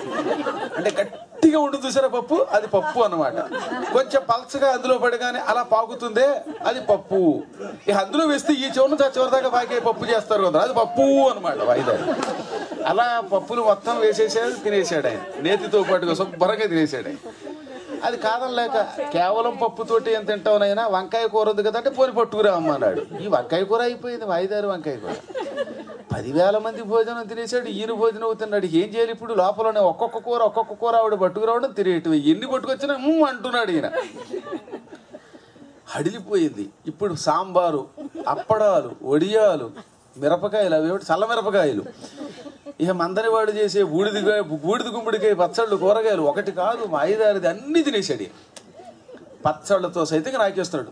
అన్నం అయిపోయిందిట, అన్నం లేకుండా పచ్చడి గోంగూర వేస్తూ గోంగూరకే నాకేస్తున్నాడు ఆయన. ఏం చెయ్యాలో అర్థం కాక ఈవిడికి వణుకొచ్చి వెనక నుంచి చూసింది. అప్పుడు హనుమంతుడు కనపడలేదు తెలుసా. హనుమంతుడి స్థానంలో ప్రపంచ ప్రళయ కాలంలో సమస్త లోకాలని మింగేసే రుద్రుడు కనపడ్డాడు. రుద్రవీర్య సముద్భవుడు ఆయన. ఇప్పుడు అర్థమైంది. లోపల పిండి వంటల్లో కొన్ని లడ్డూలు అట్టే పెట్టింది రాముడి కోసం పాపం ఆవిడ. ఆ లడ్డూలు పట్టుకొచ్చి ఇక్కడ వేసి, ఒక్క 5 నిమిషాలు మాత్రం అమ్మాని నన్ను పిలవకనైనా, నేను వచ్చేదాకా మాత్రం వడ్డన అనకు, మారు వడ్డన అని చెప్పి, అలాగేనమ్మా నువ్వు కనపడేదాకా పిలవలే అన్నాడు ఈయన. పరుగును వెళ్ళి రాముడి దగ్గరికి, రామచంద్ర ప్రభో ఏమండో మీరు అన్నదన్న అలాగే అయిపోయింది, అనవసరంగా భోజనానికి పిలిచినట్టున్నాను, ఏదో ఇంత అన్నం పెడదాం అనుకున్నాను. ఆయనకి పెట్టిన పదార్థాలు 10,000 మంది వానరుల కోసం తయారు చేసిన పదార్థాలు, మీ కుటుంబం కోసం చేసిన పదార్థాలు అన్నీ వెళ్ళిపోయాయి. తృప్తోస్మి అండం, నా కడుపు నిండింది అండంలా. ఒక్కసారి అలాంటి వాడిని భోజనాన్ని పిలిస్తే అప్పుడు తెలుస్తుంది, నన్ను పిలిస్తే ఉపయోగం ఉంది, ఒక దోశతో సరిపోతుంది. ఆ దెబ్బకి నా ప్రాణం గిజగిజలాడిపోతుంది. ఏం చెయ్యనండి అంటే, నాకు తెలుసు అందుకే అన్నాను. ఆయన ఎవరనుకుంటున్నావు? మహానుభావుడు, ఈశ్వరుడు. నా సేవ కోసం భూలోకంలో అలా అవతరించాడు. ఆయన అనవసరంగా గెలికావు. ఇప్పుడు ఆయన్ని సంతృప్తి పరచడం నీ వల్ల నా వల్ల కాదన్నాడు. అందుకే కదండి మీ దగ్గరకు వచ్చాను, ఏదన్నా ఒక ఉపాయం చెప్పండి, తరణోపాయం. మళ్ళీ లడ్డూలు వడ్డించి నేను వచ్చేదాకా ఏం మాట్లాడద్దన్నాను, నేను తొందరగా పరిగెత్తాలి అక్కడికి. మళ్ళీని కారు అక్కడ ఆగిందంటే వాడు అక్కడ ఒక చిన్న స్లిప్ పెడతాడు, ఆ స్లిప్ పెట్టేలో వెళ్ళకపోతే టిక్కెట్ వస్తుంది. తర్వాత ఆ ఇక్కట్లు నాకు రాకుండా అక్కడికి వెళ్ళేలా చూడండి బాబోయ్ అంది. అప్పుడు చెప్పాడు ఆయన, ఈ ప్రపంచంలో అత్యంత పవిత్రమైన వస్తువు ఒక తులసి. ఒక తులసి దళం తీసుకో, దాని మీద గోరుతో శ్రీరామ అని రాయి. తులసీ దళం మీద శ్రీరామ అని రాసి దానితో హనుమంతుడిని పూజిస్తే, 1000 దళాలతో పూజిస్తే 100 అశ్వమేధ యాగాల ఫలితం వస్తుంది మనకి. ఒక్క దళం వేస్తే దానితో రాజసూయ యాగం చేసిన ఫలితం వస్తుంది. అంటే తద్వారా మనం అంతవరకు చేసిన సమస్త దోషాలు పోయి ఏమనుకుంటే అయి తీరుతుంది. ఇప్పుడు నేను చెప్పిన ప్రకారం మీకు వీలుంటే ఎప్పుడైనా మనస్సుకి శాంతి లేకపోయినా, ఏదన్నా కష్టం అనిపించినా, దానికి సులభోపాయం ఏమిటో తెలుసునా అండి? తులసీ దళాల మీద గోరుతోటి శ్రీరామ, మళ్ళీ పెన్నతో కాదు, కేవలం మన గోరుతోటే శ్రీరామ అని రాసి ఎన్నుంటే అన్ని దళాలు, దానితో హనుమంతుడిని పూజించండి. కుదిరితే 108 తులసీ దళాల మీద శ్రీరామ రాసి దానితోటి ఆంజనేయాయ నమః, మహావీరాయ నమః, హనుమతే నమః, మారుతాత్మజాయ నమః ఇలా అష్టోత్తర శతనామాలు చదువుతూ హనుమంతుడికి మంగళవారం కాని శనివారం కాని పూజ చేస్తే సకల శనిదోషాలు పోతాయి, నవగ్రహానుగ్రహం లభించి తీరుతుంది, అనుకున్న కోరికలు అయి తీరుతాయి. మనస్సంకల్ప సిద్ధికి ఈ విధానాన్ని పరాశర సంహితలో చెప్పారు. చాలామంది దాన్ని చేసి తత్ఫలితం కూడా పొందారు. కాబట్టి నువ్వు చేయవలసింది ఒకటి, హనుమంతుడిని సంతృప్తి పరచడానికి ఒక తులసీ దళం తీసుకుని శ్రీరామ అని రాసి ఆయన విస్తరాకులో వెయ్యి. ఆ తర్వాత ఏం జరుగుతుందో చూసుకో అన్నాడు ఆయన. ఈ విషయం ముందే చెప్పారు కాదేమండి అంది ఆవిడ. నీకు ఆ మాత్రం అనుభవం అయితే కానీ చెప్పకూడదు, ఆయన అడగకుండా ఉచితంగా సలహాలు ఇవ్వకూడదు, ఇప్పుడు అడిగావు కాబట్టి చెప్పాను, వెళ్ళిరా అన్నాడు. పరుగున భర్తకి నమస్కరించి వచ్చింది. ఈలోపు ఈయన హనుమంతుడు సీత రానంత వరకు అలా కూర్చున్నాడు. అప్పటికి లడ్డూలు అయిపోయి ఆకలా చూస్తా అమ్మా అన్నాడు. ఇప్పుడే పట్టుకొస్తున్నాను నాయన నీకోసం ప్రత్యేకమైన పిండి వంట స్పెషల్గా ఆర్డర్ ఇచ్చాను అని దొడ్లోకి పరిగెత్తి అక్కడ తులసీ దళం తీసి గోరుతో శ్రీరామ అని చక్కగా రాసి పట్టుకొచ్చి దాన్ని విస్తట్లో వేసింది. హనుమంతుడు అక్కడ ఏం పడిందో చూడటం ఉండదు, వేయడం తినేయడమే కాదు. అది గోంగూర పచ్చడా, దెబ్బకాయ పచ్చడా, దెబ్బకాయ పచ్చడా ఇవేం అక్కర్లేదు, అక్కడ ఎదురుగుండా ఉంది తినడమే. ఆయన ఈ ఆకుని కూడా తీసుకుని నోట్లో వేసుకున్నాడు. తినగానే ఒక్క క్షణం బ్రేవ్ అని తేల్చి, జగన్మాత ఇంతవరకు ఇన్ని పిండి వంటలు పెట్టావా, అవి ఏవి ఎంత మధురంగా లేవు, ఎంత మధురం, ఎంత అద్భుతం, ఏమిటి ఈ పదార్థం, ఇది తినగానే కడుపు నిండింది, కడుపు పూర్తిగా సంతృప్తిగా నిండిపోయింది. పదార్థం పేరు చెప్పంటే నీ కోసం ప్రత్యేకంగా నేను పురమాయించి తెప్పించాలి, ఆ పదార్థం నువ్వు అడొక్క నాయన, ఇప్పుడు నువ్వు సంతృప్తి పొందావా అంది ఆవిడ. అవునమ్మా పొందాను. సరే నాయన వెళ్ళిరా.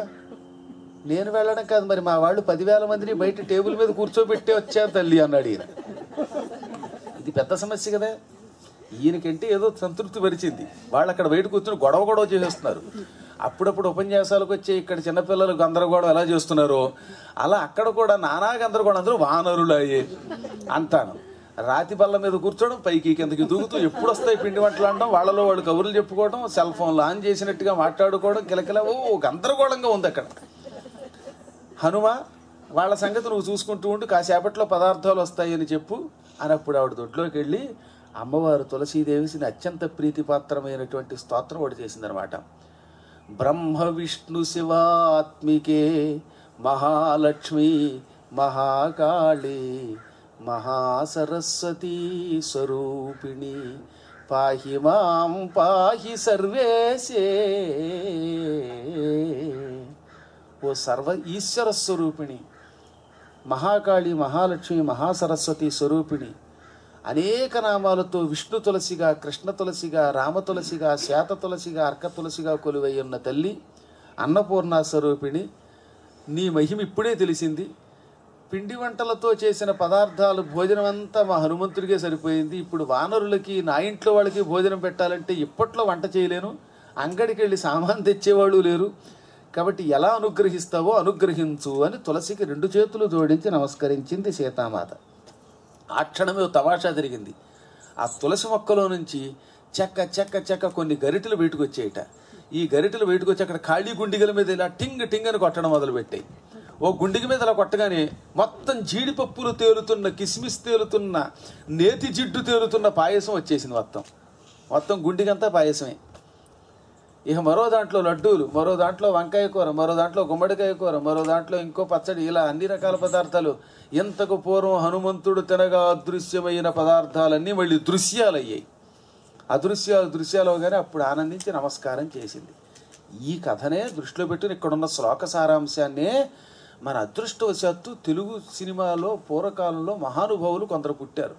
వాళ్ళు కూడా వాల్మీకి వ్యాసుడిలాగే పూజార్హులు అనమాట. అందులో పెంగళి నాగేంద్రరావు అని గొప్ప కవి ఉన్నాడు. ఆయన లాంటి కవిని నేను ఇంతవరకు ఎక్కడ చూడలేదండి.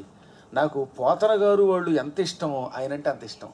గుణసుందరి కథ, మాయా బజారు, పాతాళ భైరవి, ఇవన్నీ పాటలు మాటలు సినిమా అంతా అయిందే. అసలు ఎన్ని విచిత్రమైన పాటలు, ఎంత భావనలు, ఎంత గొప్ప కవి, ఎన్ని రకాల భాషల్లో ఆయనకి పాండిత్యం ఉందో ఆలోచించండి. ఆయన గుణసుందరి అనేటటువంటి కథ, గుణసుందరి కథ అనే సినిమాలో తులసీదేవి మీద పాట రాశాడు.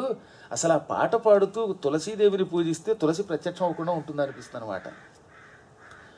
శ్రీ తులసి ప్రియ తులసి జయమునీయవే జయమునీయవే, సతము నిన్ను సేవింతుము సత్కృపగన్నవే. శ్రీ తులసి ప్రియ తులసి జయమునీయవే జయమునీయవే, సతము నిన్ను సేవింతుము సత్కృపగన్నవే. శ్రీ తులసి ప్రియ తులసి జయమునీయవే జయమునీయవే. లక్ష్మీవాణి పార్వతి అంశల వెలసి, లక్ష్మీవాణి పార్వతి అంశల వెలసి, భక్తజనుల పాలించే మహిమనలరుచు, భక్తజనుల పాలించే మహిమనలరుచూ శ్రీ తులసి ప్రియ తులసి జయము నీయవే జయము నీయవే. కొల్లగ శాఖలు వేసి పెళ్ళుగ దళములు విరిసి కొల్లగ శాఖలు వేసి పెళ్ళుగ దళములు విరిసి సుమధుర పరిమళములతో పెరటి వేల్పువై వెలసి శ్రీ తులసి ప్రియ తులసి జయము నీయవే జయము నీయవే. దళమునకొక విష్ణువుగా విష్ణు తులసివే శ్రీకృష్ణ తులసివే. దళమునకొక విష్ణువుగా విష్ణు తులసివే శ్రీకృష్ణ తులసివే. జయహారతి గై కొన్నవే మంగళ శోభావతివై జయహారతి గై కొన్నవే మంగళ శోభావతివై శ్రీ తులసి ప్రియ తులసి జయము నీయవే జయము నీయవే.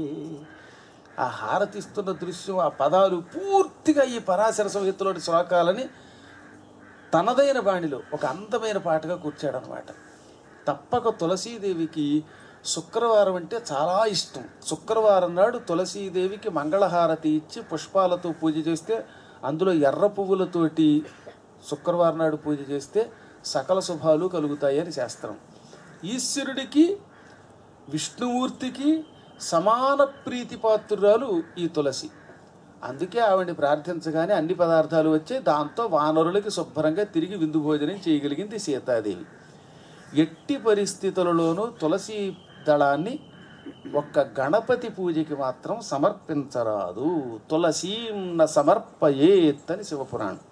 ఈ మధ్యన ఎవరో ఒక ఆయన, నేనైతే కుండ బదులు కొట్టినట్టు ఖచ్చితంగా ఎంత బాగా చెప్పేశాను ధర్మ సందేహాలు, కానీ తెలియక తులసిని ఇవ్వకూడదన్నమాట నిజమే, కానీ ఒక్క గణపతికి మాత్రం చవితి నాడు, వినాయక చతుర్థి నాడు మాత్రం ఇవ్వచ్చు అని చెప్పాడు. చాలా పెద్ద పొరపాటు అది. దానికి గల కారణం ఏమిటో శివపురాణంలో కథ ఉంది, అది తెలుసుకోవాలి మనం.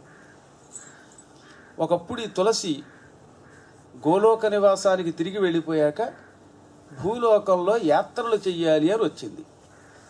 యాత్రల్లో అనేక దివ్యక్షేత్రాలు ఉన్నాయి, అన్నీ చూసింది ఆవిడ. గయ వెళ్ళింది, ప్రయాగ వెళ్ళింది, బదరీ వెళ్ళింది, కేదారం వెళ్ళింది, అన్నీ తిరిగింది. పరమ పవిత్రమైన దివ్యక్షేత్రం కాశీ అంటే ఇంకంత గొప్ప క్షేత్రం భూలోకంలో మరొకట్లేదు. ఈ సృష్టి మొత్తం నాశనం కాని దివ్యక్షేత్రం ఒక్క వారణాసి మాత్రమే. ప్రళయకాలంలో శివుడు తన శూలాగ్రం మీద నిలబెడతాడు. అందుకే ఇప్పటికి కూడా కాశీ వెడితే కాశీలో సంకల్పం చెప్పేటప్పుడు త్రికంటకాగ్రస్థితే కాశీపట్టణే అని సంకల్పం చెబుతారు. శివుడి త్రిశూలం మీద నిలబడిన ఓ దివ్య పట్టణమా కాశీ, అటువంటి కాశీక్షేత్రంలో మేము స్నానం చేస్తున్నాం సుమా అని. ఈ కాశీకా క్షేత్రం ఒకసారైనా 2 సార్లైనా జీవితంలో తెలిసి కానీ తెలియక కానీ వెళ్ళి చూసి తీరాలి. సరే, అక్కడ మరణిస్తే చెప్పక్కర్లేదు, కాశ్యాంతు మరణాత్ ముక్తి అని. కాశీలో మరణిస్తే మోక్షం అన్నమాట. అక్కడ కూడా నియమం ఏమిటి, ముందుగా కాశీ వెళ్ళినవాడు డైరెక్ట్గా ఆలయానికి వెళ్ళకూడదు. ఎక్కడో చోట బస చేసి ముందు మణికర్ణికా ఘట్టంలో స్నానం చేయాలి. కాశీ గంగలో మణికర్ణిక అని ఒక ఘట్టం ఉన్నది. చాలా రేవులు ఉన్నాయి, 84 రేవులు. 84 రేవుల్లోనూ మణికర్ణికా ఘట్టం చాలా ప్రసిద్ధికెక్కింది. పూర్వం అక్కడ విష్ణుమూర్తి శివుడి కోసం తపస్సు చేస్తే ఆ తపస్సుకి మెచ్చిన శివుడు ఆయన దగ్గరికి వచ్చి ఏమి తపస్సు అని తలలా ఊపాడు. ఆ ఊపడంతో ఆయన కుడి చెవికి ఉన్న దుద్దు అక్కడ ఊడిపడింది. కర్ణిక అంటే చెవికి పెట్టుకునే దుద్దు, అది మణులతో తాపడం చెయ్యబడిన కర్ణిక కనుక మణికర్ణిక అన్నారు. అది అక్కడ పడ్డం వల్ల అప్పటి నుంచి ఆ రేవుకి, ఆ స్నానాల రేవుకి మణికర్ణిక అని పేరు వచ్చిందనమాట.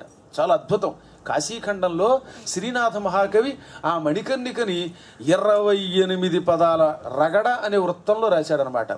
శ్రీమత్ కాశీ పుటభేదన్న శృతి కర్ణిక మణికర్ణిక అన్నాడు. చెవులలో పాపాత్ముల పదాలు పడి చెవులు పాడైపోయాయి మనకి. మన వాళ్ళకి ఎక్కువ మందికి లక్షణం ఏంటి, మీలాంటి మంచి వాళ్ళని పక్కన పెడితే, మీలాంటి జ్ఞానంలో పక్కన పెడితే ఎక్కువ మందికి లక్షణం ఏంటంటే, ఇదిగో పుల్లయ్య ఎలా చేశాట, ఎల్ల ఇలా చేశాట, వాడు పాపాత్ముట్ట, వీడు దుర్మార్గుట్ట అని 10 మంది గురించి చెడ్డ చెబుతూ ఉంటే, ఎంత బాగున్నాయో ఇంకోసారి చెప్పండి అని ఈ చెవులు ఇలా పెట్టి మరి రిక్కించి వింటారు వీరులు. అదే మంచి చెప్పామనుకోండి, అబ్బే ఫలానా వాళ్ళ ఇంట్లో వాడు భోజనం చాలా బాగుందంటే, చిచ్చి అలా చెప్పకండి, వాళ్ళ ఇంట్లో భోజనం ఉందండి, మా ఇంట్లో భోజనం ఇంకా బాగుంటుంది అనడానికి ఇష్టపడతాం, కానీ పొగిడితే వెళ్ళలేము. నేను మీలాంటి జ్ఞానుల గురించి చెప్పలేస్తామండి, వాళ్ళ గురించి చెప్పాను వాడి అంచేత. సహజంగా ఇతరుల చెడ్డంటే ఎందుకో కానీ తెలియదు, కానీ చెవులు రిక్కించి వింటాం. దానివల్ల చెవులకి లేని దోషాలు వస్తాయి. పాపాత్ముల పాపపు మాటలు విని విని పాడైపోయిన చెవులకి పవిత్రత్వాన్ని ఇచ్చే అత్యద్భుత క్షేత్రం మణికర్ణిక. అందుకే వాడు చెప్పాడు, సంవత్సరం పాటు మహాపాపాత్ములతో సాంగత్యం చేసి దరిద్రపు మాటలు విన్నా ఒక్కరోజు నా పురాణం వింటే ఆ పాపం పోతుందిట. అందుకే ఉపన్యాసాన్ని తులసి తీర్థంతో పోల్చారు. మహానుభావుల పౌరాణిక ఉపన్యాసాలు ఎందుకు పెట్టేవారు పూర్వల? ఏడాదికోసారో 2 ఏళ్ళకోసారో, ఏమండో ఈ ఏడాది మా ఇంటికి రండి బాబు అని బతిమాలి మరి పూర్వం పిలిచి ఉపన్యాసం ఎందుకు పెట్టించేవారంటే, ఇన్నాళ్ళు చేసిన ఈ పాపం అంతా పోతుంది కనుక. ఇప్పుడు వారానికి 1 రోజు ఏం చేస్తున్నాం మనం? అమ్మయ్య 6 రోజులు 5 రోజులు పని చేసాం, 2 రోజులు హాయిగా విశ్రాంతి ఎలా ఇస్తున్నామో, శరీరానికే విశ్రాంతి ఇస్తున్నప్పుడు చెవులకు కూడా విశ్రాంతి ఇవ్వద్దు. అందుకని అందులో ముఖ్యంగా ఎలక్షన్లు వచ్చాయంటే రాజకీయ నాయకులు వాడిని తోమసుంటా, వాడే పాపాత్ముడు అని తిట్టి తిట్టి తిట్టి ఉంటే అవి కూడా విని విని ఉంటున్నాం కదా మనం. ఈ పాపాలన్నిటికీ ప్రాయశ్చిత్తం ఇది. ఇటువంటి ప్రాయశ్చిత్తం చాలా సులభంగా చేసి జీవితంలో ఏ దోషం అంటకుండా చేసే అద్భుత క్షేత్రం మణికర్ణిక. అందుకని ఎవడైనా కాశీ వెళ్ళగానే ముందు మణికర్ణికా ఘట్టంలో పవిత్ర స్నానం చేసి, ఆ తర్వాత విఘ్నేశ్వరుణ్ణి గుంటి విఘ్నేశ్వరుణ్ణి దర్శనం చేసి, అప్పుడు అన్నపూర్ణని చూచి, ఆ తర్వాత శనైశ్వరుణ్ణి చూసి, అప్పుడు కాశీ విశ్వేశ్వరుడి చుట్టూ ప్రదక్షిణానంతరం కాశికా విశ్వేశ్వర దర్శనం చెయ్యాలి. ఇది కఠోర నియమం. ఆపై ఆ తర్వాత విశాలాక్షి దర్శనానికి వెళ్ళాలి. ఎందుకంటే విశాలాక్షి కుటుంబాన్ని పోషించే తల్లి. ఈ నియమం పాటించకుండా యాత్రకు వెళ్ళినా ఉపయోగం లేదు. ఇవన్నీ చేసి విశ్వేశ్వర దర్శనం చేసుకుంటే ఎంత ఫలితం వస్తుందో పాండురంగ మహాత్మ్యంలో చెప్పాడు తెనాలి రామకృష్ణుడు. చాలా అద్భుతమైన పద్యంలో అనమాట.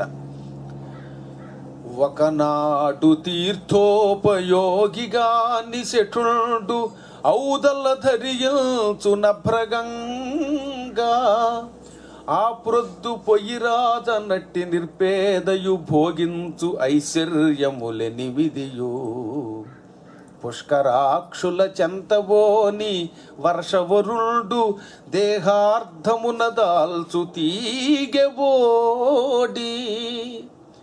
ఆయుధ ప్రభగాంచి అలుగు భీరువు బూను వాడి ముమ్మోముల వేడియలుగు, మలిన వర్తనుడును సుధాలలితమూర్తి మిల్చి వర్తిల్చు మతిలేని మేదకుండు మౌనివర్యుల జదివిల్చు మర్రి నీడా,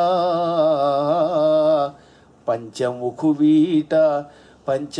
వీట మేను అసరించనేని.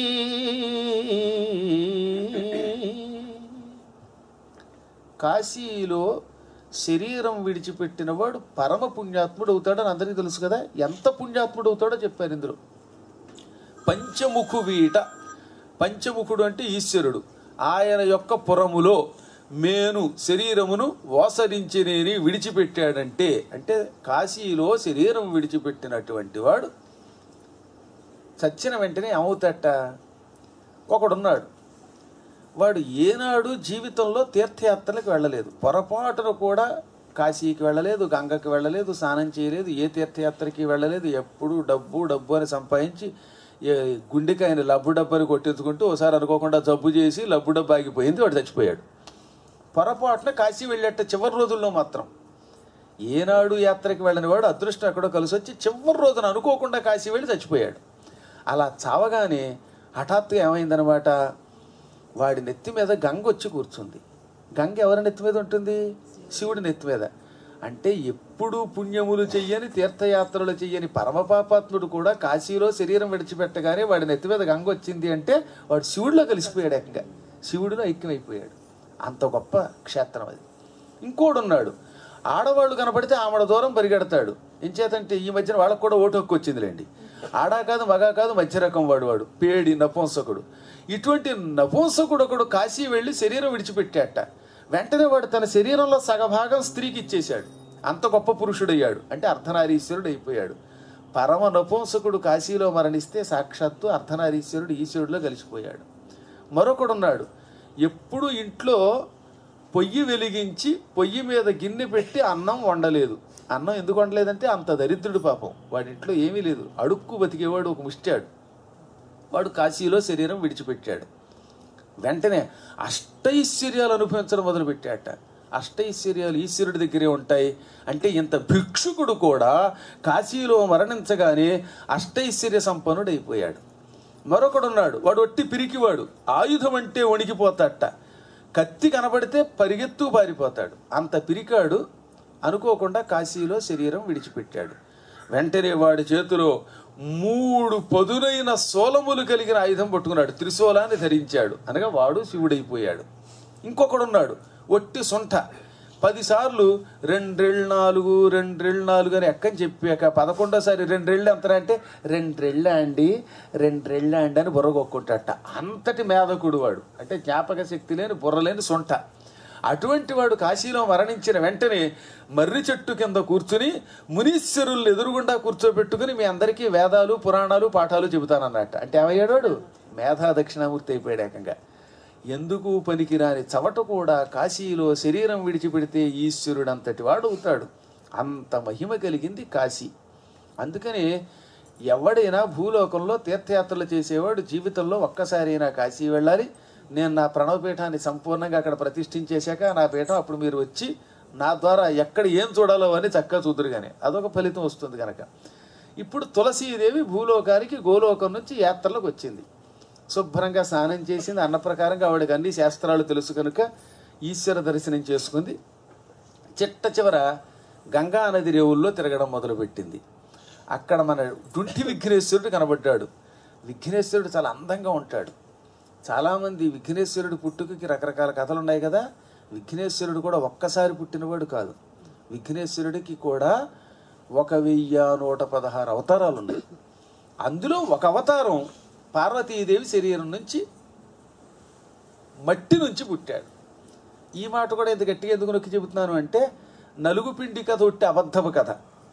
మొహమాటం లేకుండా శివపురాణంలో నలుగుపిండి అని చెప్పాలి. మరి ఎందుకు ఆ పదం పుట్టిందో కానీ ఒకప్పుడు పార్వతీదేవి శివుడి రాక కోసం ఎదురు చూస్తూ తన శరీరాన్ని ఇలా అనుకుందిట ఒక్కసారి.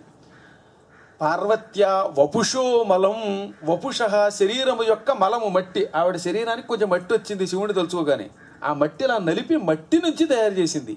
ఒంటిని ఇలా నలిచి మట్టి తీసిందంటే ఆ మట్టిని నలచడం అనే తద్వారా పిండి అని ఎవడో అనుకున్నాడు అనమాట, భ్రమపడ్డాడు. అనువాదం చేసేవాడికి భాష రాకపోవడం వల్ల వచ్చిన ఇబ్బంది అనమాట. నాబోటి వాడికి లెటరింగ్ అంటే నేనేమనుకున్నానంటే తెలియక చెత్త వేయకూడదనే విషయం తెలియదు కొత్తల్లో. లెటరింగ్ అంటే ఉమ్మేయడమేమో అనుకున్నాను. ఏమో ఒక్కొక్కడికి ఒక్కొక్క భాష తెలియనప్పుడు ఏమిటోటో పదాలు తెలియనప్పుడు అర్థం కాదనమాట. అందులో మన ఇక్కడ భాష వాళ్ళు మాట్లాడేది అర్థమై చచ్చేది కదా కొత్తలో. చాలా ఇప్పటికీ అర్థం అవుతుందని కాదు కానీ అప్పట్లో ఇంకొంచెం కష్టంగా ఉండేది అనమాట. టైగర్ అన్నాడు వాడు. అనగానే దిగ్గానే ఏమిటో అర్థం కాక అన్నాను. మళ్ళీ 2-3 సార్లు అనక ఆర్యో మిస్టర్ పద్మాకర్కి వచ్చేటప్పుడు ఆర్యో మిస్టర్ ప్యాట్ మేకర్ అన్నాడు అనమాట. పిఏడి వాడికి ప్యాట్లా కనపడింది, నయం బ్యాట్లా కనపడలేదు. అంచేత చాలా కష్టం కొంత భాష. అలాగే సంస్కృతం మీద పట్టు లేని కారణం చేత ఈ వపుషోమలము అన్నప్పుడు శరీరమును నలవగా వచ్చిన మట్టి అనేది పోయి బహుశా పూర్వకాలంలో పిండితో నలిచేవారు కదా, ఆ పిండి అనే ఒక భావం ఎక్కడో వాడికి స్ఫురించింది. కానీ అందులో మాత్రం ఎక్కడ పిండి పదార్థం లేదు. కేవలం ఆవిడ శరీరాన్ని ఇలా అనుకుంది. అమ్మవారికి ఒంటికి మట్టి ఏమిటి అసలు, కానీ లోక శ్రేయస్సు కోసం అలా మట్టి తెచ్చుకుని ఆ మట్టిని నలుపుతూ ఉంటే అందులోంచి పుట్టాడు విఘ్నేశ్వరుడు. అదొక అవతారం. కానీ మొట్టమొదటి అవతారం ఏమిటి అంటే పూర్వం శ్రీ మహావిష్ణువు ఒక రోజున పార్వతీదేవి ఇంటికి భోజనానికి వచ్చాడు భిక్షుక రూపంలో.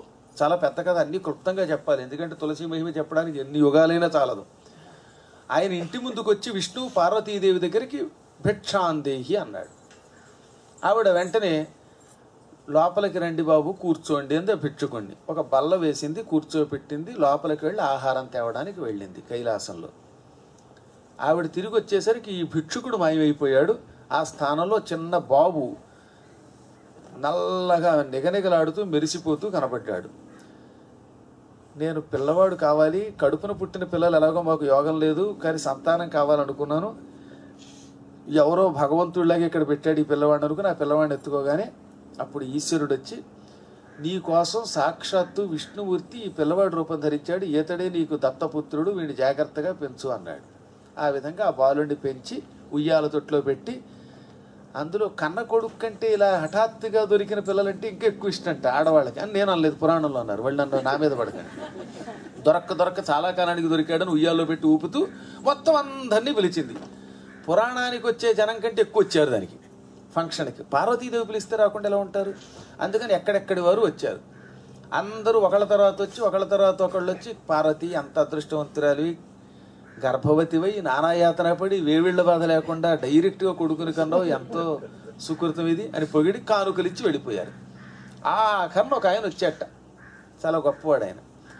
ఆయన రావడంతో అమ్మ అందరికంటే ఆఖరణ వచ్చానని ఏమనుకోవద్దు, నాకు కొన్ని కారణాలు ఉన్నాయి అని తలకాయ ఉంచుకుని తల ఎత్తడం లేదు.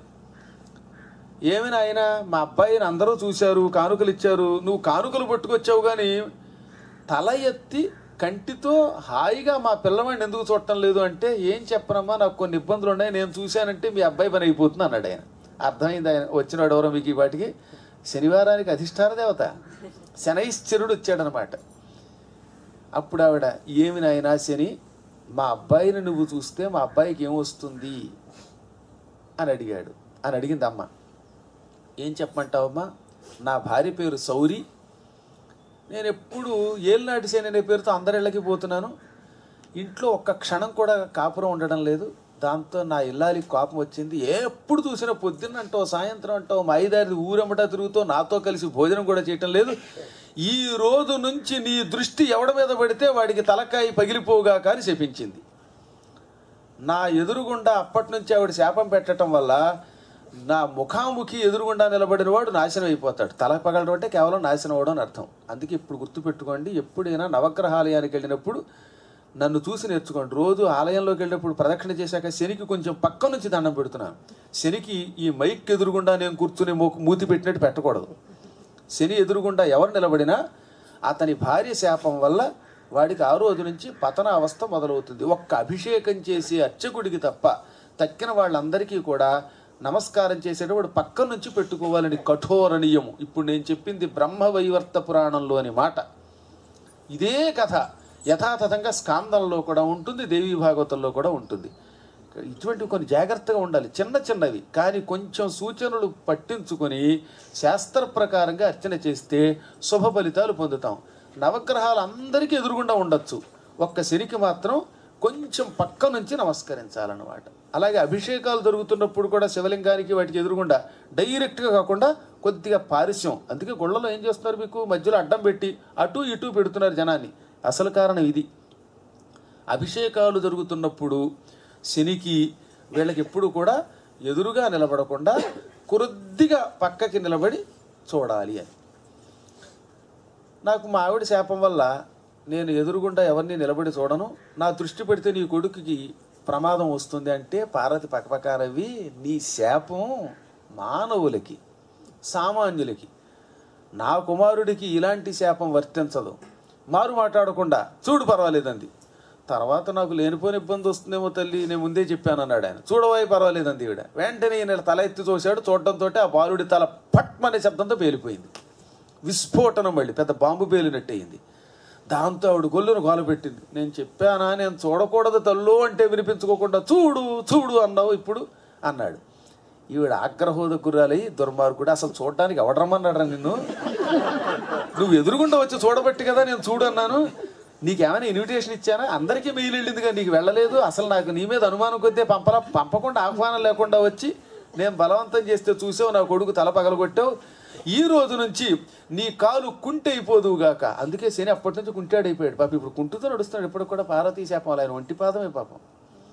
అనగానే ఏం కర్మ వచ్చి పడిందిరా నాకు, శనిగాడికి శని పట్టింది అని బాధపడితే అప్పుడు ఈశ్వరుడు వచ్చి బాధపడకు, ఇది కూడా నీకు ఉపయోగం అవుతుంది, ఈ రోజు నుంచి నీకు కాకిని వాహనంగా ఇస్తున్నాను, ఈ కాక వాహనం మీద నువ్వు ముల్లోకాలు చూడతావు, కానీ నిన్ను పూజించిన వారికి సొక్కల శుభ ఫలితాలు ఇస్తావు, నీ ఎదురుగుండా నిలబడితే మాత్రమే దోషం తప్ప పక్క నుంచి పూజించిన వాడికి మాత్రం నువ్వు అష్టైశ్వర్యాలు ఇచ్చేదవుగాక అని కొత్తగా ఆ శాపాన్ని కొంచెం మార్చాడు. అందువల్ల ఇక మీదట మీరు పక్కకి నిలబడి ఆయన మీద నూనె పోస్తే మాత్రం శాపం కూడా మనకు గొప్ప వరమై అష్టైశ్వర్యాలు అనుభవిస్తా అంట. అష్టైశ్వర్యాలు అంటే తెలుసుగా, వాహనము, ఇల్లు, భార్య, భర్త. భార్యాభర్తలు బాగుండడం గొప్ప ఐశ్వర్యం. అసలు ఇది చాలా మంచి మాట. అక్కడ అష్టైశ్వర్యాలలో ఒక ఐశ్వర్యం ఏమిటంటే భార్యాభర్తల ఐకమత్యము అన్నారన్నమాట. స్వగృహము, వాహనము, భార్యాభర్తల ఐకమత్యము, మంచి సంతానము, జల సమృద్ధి, నీళ్లు బాగా దొరికే చోట మనం బతుకుతా అంట. అష్టైశ్వర్యాల్లో నీరు బాగా ఉండాలి. ఈ జీతం బాగా ఇస్తాడండి, తీసుకెళ్ళి ఎడారిలో బారేసాడు, నీళ్లు దొరకవు, మన డబ్బంతా నీట్గా సరిపోతుంది, శుభ్రంగా స్నానం చేయడానికి లేకపోతే ఉపయోగం ఉంది.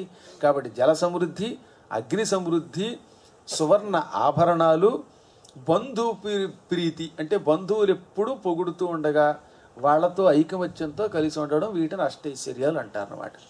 ఇవన్నీ లభిస్తాయి అని దీవించి ఆ తర్వాత ఏడుస్తున్న పార్వతీదేవిని ఓదార్చి, విష్ణుస్వరూపుడైన ఆయనకి శిరస్సు నశించడం కాదు, ఈ రోజు నుంచి ఆయన గజముఖుడు అవ్వాలనుకుంటున్నాడు అని ఉత్తరం దిక్కుగా పడుకున్న ఏనుగు తల పట్టుకొచ్చి అతికించాడు. అప్పుడు ఆయన గజముఖుడయ్యాడు. ఇది ఒక మన్వంతర కాలంలో. తర్వాత మన్వంతర కాలంలో ఈవిడ శరీరాన్ని నలిపి మట్టి నుంచి విఘ్నేశ్వరుని తయారు చేసింది. ఆ తర్వాత శివుడు తలకాయ నరకడం, ఈ కథ అంతా మీకు వినాయక చతుర్థి కల్పంలో ఉంటుంది. అప్పుడు మళ్ళీ ఏనుగు తలను పట్టుకొచ్చారు. ఇలాంటి అనేకమైన అవతారాలు విఘ్నేశ్వరుడికి ఉన్నాయి. విఘ్నేశ్వరుడు విష్ణు స్వరూపుడు. కానీ పార్వతీదేవికి పుత్రుడిగా పుట్టడం వల్ల ఆయన ఎంత విష్ణువు యొక్క అంశతో పుట్టినప్పటికీ విష్ణుమూర్తికి వరుసకి మేనల్లుడు అవుతాడు. ఇప్పుడు తులసీదేవి ఆయన దగ్గరకు వచ్చింది. అందంగా ఉన్న విఘ్నేశ్వరుణ్ణి, నేను నిన్ను ప్రేమించాను, నన్ను పెళ్లి చేసుకోండి.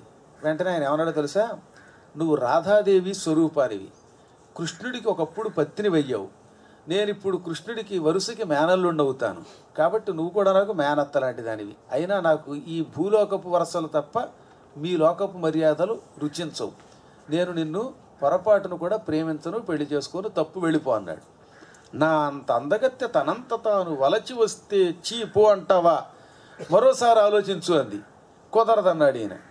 అయితే ఈ క్షణం నుంచి నీకు భూలోకంలో మర్యాదలు లోపించుగాక, నీ దంతం ఒకటి భగ్నం అయిపోగాక, అందరూ తినే ఆహారం నీకు రుచించకుండా ఉండుగాక అని శపించింది. అందుకే ఆ తర్వాత కొంతకాలానికి ఆయనకు దంతము భగ్నం అయిపోయింది. భూలోకంలో పెట్టే అన్ని పదార్థాలు పెట్టకుండా కేవలం మోదకాలే ఆయనకి పెట్టాలి. ఒక్క వినాయక చతుర్థి నాడు తప్ప తక్కిన రోజుల్లో మహానివేదన విఘ్నేశ్వరుడికి పెట్టకూడదని ఒక నియమం. అన్నం పెట్టకూడదు, కేవలం కుడుములే పెట్టాలి. అనవసరంగా నా దంతం పగులుతుందని, లౌకిక ప్రాణులు తినే వరి అన్నం లాంటివి నాకు పనికిరావని శపించావు, మర్యాద విడిచిపెట్టి నా ప్రాణం తీసావు, కాబట్టి ఈ రోజు నుంచి నువ్వు నా పూజకి పనికిరావు. ఎవడైనా నన్ను పూజించడానికి ఉపయోగిస్తే వాడు దరిద్రుడు, మతిమాలిన వాడు అయిపోగాక, జ్ఞాపక శక్తి నశించి పిచ్చివాడు అయిపోదుడుగాక అని శపించాడు. ఇది శివపురాణంలోని కథ.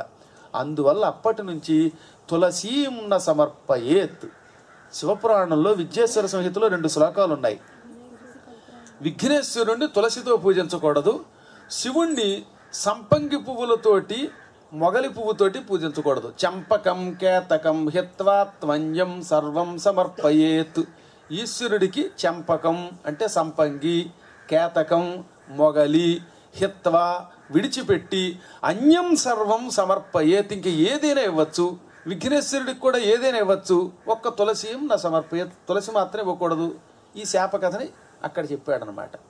కాబట్టి ఆఖరికి వినాయక చతుర్థి నాడు కూడా ఈ దళాలతో పూజ చేస్తారు చూసారా పత్రి పూజలో, అక్కడ కూడా పొరపాటున తులసి అనే చోట దిద్దేయండి వెంటనే. అది తెలియక మనం కల్పించింది, మూలంలో ఎక్కడా లేదు, తులసి అనే పదమే లేదు అసలు అనమాట. ఇంకేదైనా పెట్టుకోవచ్చు అక్కడ. కాబట్టి తులసితో పూజించరాదు, పూజిస్తే ఇబ్బంది. తులసి దేవ పూజకు తప్ప మానవ పూజకి వాడకూడదు.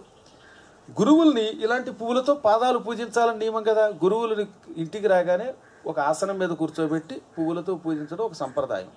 కానీ ఒక్క తులసి మాత్రం పాదాల మీద వేయకూడదు. వేస్తే వాడు మతిమాలిన వాడైపోయి పిచ్చాడైపోయి ఏం చేస్తున్నాడో మర్చిపోతాడట, దరిద్రుడు అవుతాడన్నారు. తులసిని శిరస్సు మీద కూడా పెట్టుకోకూడదు, తల మీద. ఏదైనా విష్ణోహ మాల్యం యది గృహీత్వ, విష్ణు ఆలయానికి వెళ్ళగానే ఆ విష్ణువు దగ్గర నుంచి ఓ పువ్వు ఇవ్వగానే, ఏదో విష్ణు ఆలయానికి వెళ్ళాం, ఓ పువ్వు చేతిలో పెట్టారు శాస్త్రి గారు అనుకోండి, దాన్ని టక్కుని తీసి శిరస్సు మీద పెట్టుకోవాలి. అలా పెట్టుకుంటే ఐశ్వర్యం వస్తుంది. ఒక్క తులసి మాత్రం అలా పెట్టుకోకూడదు, పెట్టుకుంటే ఉన్న ఐశ్వర్యం నశిస్తుంది అన్నారు. ఇది నెత్తి మీద పెట్టుకుంటే అంత దోషం కనుక దేవతా పూజకి తప్ప మానవ పూజకి దాన్ని వినియోగించకూడదు. మానవులు వేసుకోదలిస్తే గౌరవంగా మెడలో మాత్రం వేసుకోవాలి. అది కూడా పరమాత్మకి సమర్పించాక. శిరస్సు మీద పెట్టకూడదు, కాలి మీద పెట్టకూడదు. ఇవి కఠోర నియమాలు. వీటిల్లో ఋషుల పూజకి తెల్ల తులసి చాలా మంచిది. అందుకే నారదుడు ఎప్పుడు వచ్చినా సరే ఆయన మహర్షి కనుక తెల్లని తులసి మాలలు వెళ్ళో వేసుకొని వచ్చేవాట. ఆయన పొరపాటున ఎప్పుడైనా ఒక గృహప్రవేశం అయ్యాక, గృహప్రవేశంలో అగ్ని ప్రమాదం జరిగితే దానికి ఒక ప్రాయశ్చిత్తాన్ని చెప్పారు విష్ణు పురాణంలో. అప్పుడప్పుడు అరుదుగా గృహప్రవేశ ముహూర్తంలో ఏదో తేడా ఉండడం వల్ల, లేక గృహప్రవేశ సమయంలో ఏ బయట ఉన్నవాళ్ళు లోపలికి అడుగు పెట్టడం వల్ల గృహప్రవేశం అయిన కొద్ది రోజుల్లో ఇళ్లలో కొన్ని అపశకునాలు కనపడతాయి. ఇల్లు అంటుకోవటము, లేకపోతే ఇంట్లో కత్తెను అంటుకోవటము, దీపారాధన చేస్తున్నప్పుడు చెయ్యో కాలు అంటుకోవటము, ఇలాంటివి గృహప్రవేశమైన కొద్ది రోజుల్లో జరిగింది అంటే ఇంట్లోనో గృహప్రవేశ ముహూర్తంలోనో ఏదో ఒక దాంట్లో దోషం ఉందని అర్థం అనమాట. అందుకే ముహూర్తం పెట్టేటప్పుడే పంచకరహితమైన ముహూర్తం పెట్టాలి. పంచకరహితం అని ఉంటుంది. రహితం అంటే లేనిది. 5 రకాల దోషాలు లేని ముహూర్తం పెట్టుకోవాలి. అందులో ఒకటి ఏంటంటే అగ్ని పంచకం, చోర పంచకం, రాజపంచకం. వీటిల్లో కూడా చోర పంచకం అంటే ఏమిటనమాట, ఈ ముహూర్తంలో ఈ చోరుడు దొంగతనం జరుగుతుంది అని ఒకటి ఉంటుంది. అది గనక ఉందంటే గృహప్రవేశమైన కొద్ది రోజుల్లో దొంగళ్ళు పడి మొత్తం పట్టుకుపోతారు. మనం కష్టపడి ఇంట్లో చేయించుకున్న వెండి సామాను, క్రెడిట్ కార్డులతో సైతం పట్టుకుపోతారు. అగ్ని పంచకం ఉంటే గృహానికి అగ్ని భయం ఉంటుంది. ఇటువంటి భయం ఉన్న ముహూర్తంలో, లేక నిజంగానే గృహప్రవేశంలో ఇంట్లో ఏవైనా కాలినా అటువంటిప్పుడు వెంటనే ఏం చేయమన్నారు, దొడ్లో తులసి మొక్కని నాటి తులసి మొక్కకి 27 ప్రదక్షిణలు చేసి భక్తి శ్రద్ధలతోటి పూజిస్తే, ధూపదీప నైవేద్యాలు ఇస్తే ఈ ఇంటికి పట్టిన చీడ పేడ, ఈ భయంకరమైన వాస్తు దోషాలు, ఈ ముహూర్తంలో ఉన్న దోషాలు అన్నీ ఎగిరిపోతాయి అని విష్ణు పురాణం చెబుతున్నదనమాట. ఇంకా అన్నిటికంటే పితృదేవతానుగ్రహం లేకపోవటం వల్లనే ఇవాళ చాలామందికి వంశాభివృద్ధి అవ్వడంలా. ఎంత గింజుకున్నా కొందరికి పిల్లలు పుట్టరు చూసారా. ఆ వంశంలో అసలు మగ సంతానమే లేకుండా పోతుంది కొంతమందికి. లేదా పిల్లలు పుట్టిన అకాలంలో మరణిస్తూ ఉంటారు.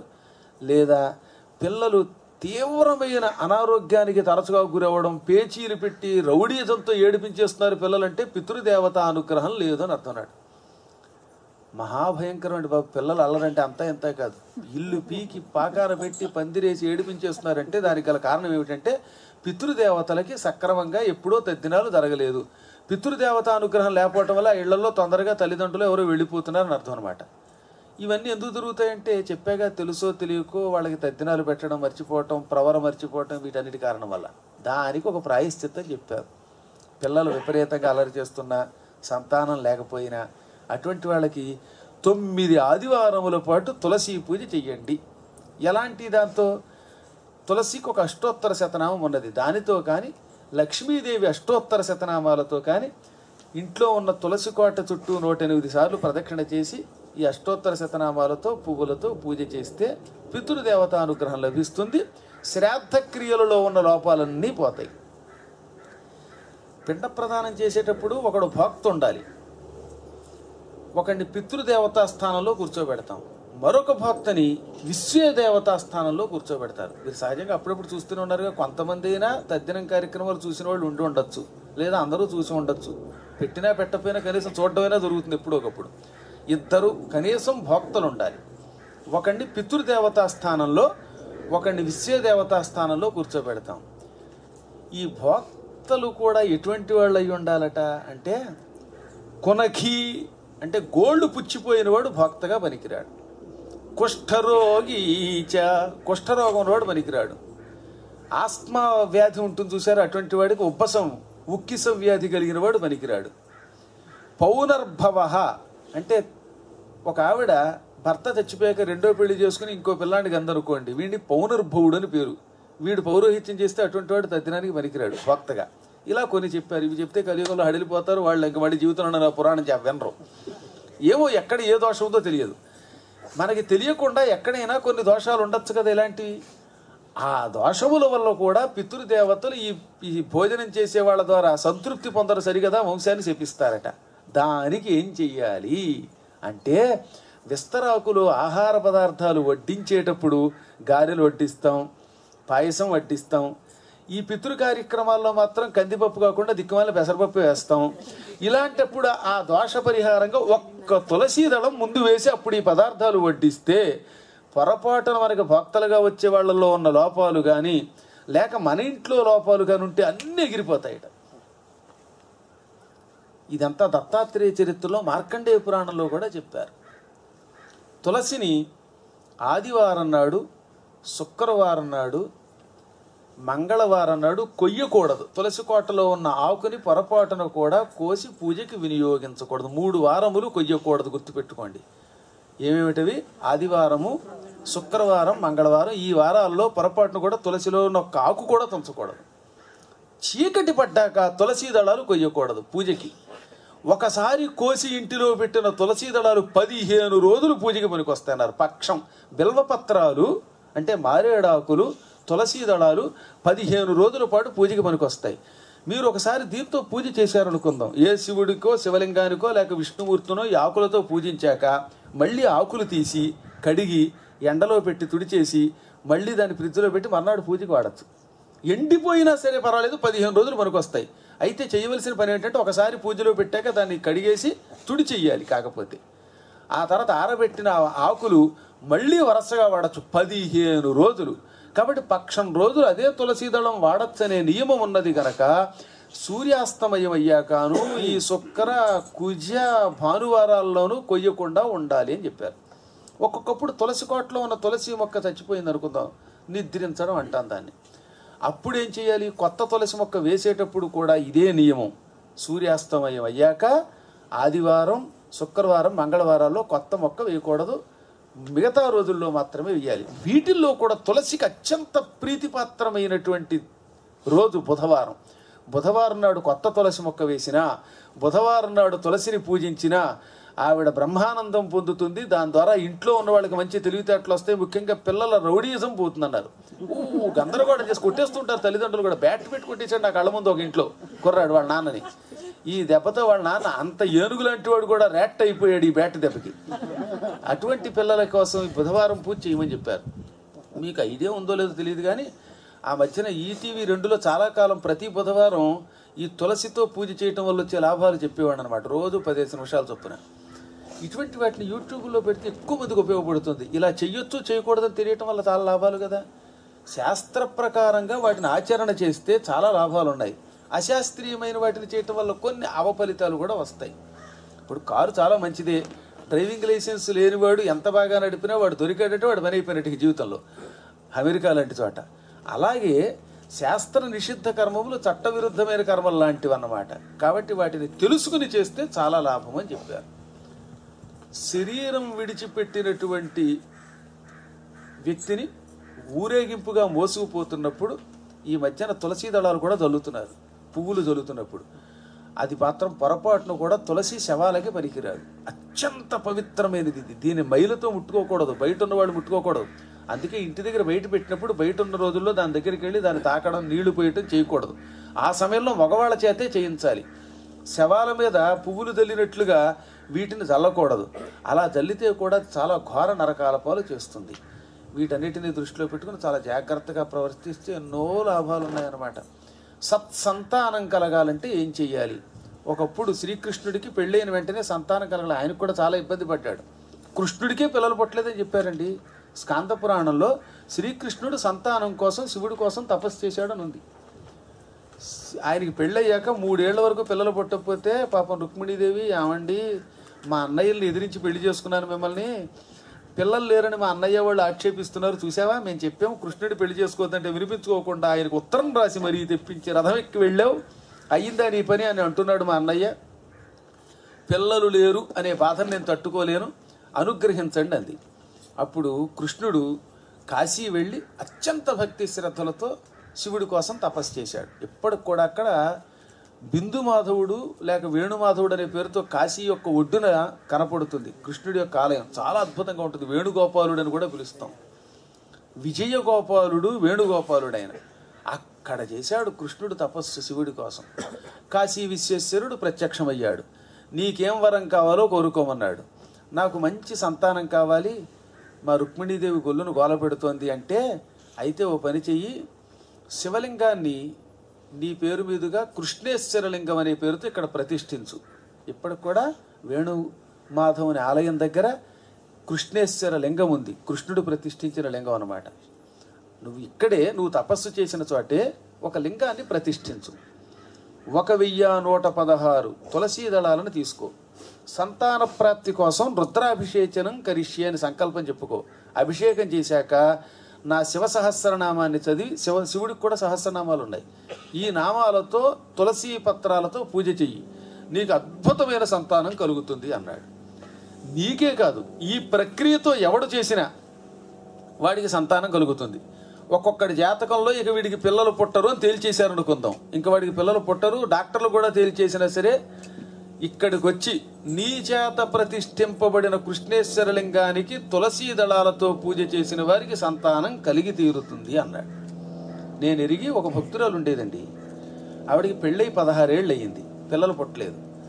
ఆవిడ జాతకరీత్యా కూడా పుట్టరని తేల్చారు. డాక్టర్లు కూడా ఇక నీకు లాభం లేదమ్మా, నీకు నీ భర్తకి కూడా నో ఛాన్స్ అన్నారట.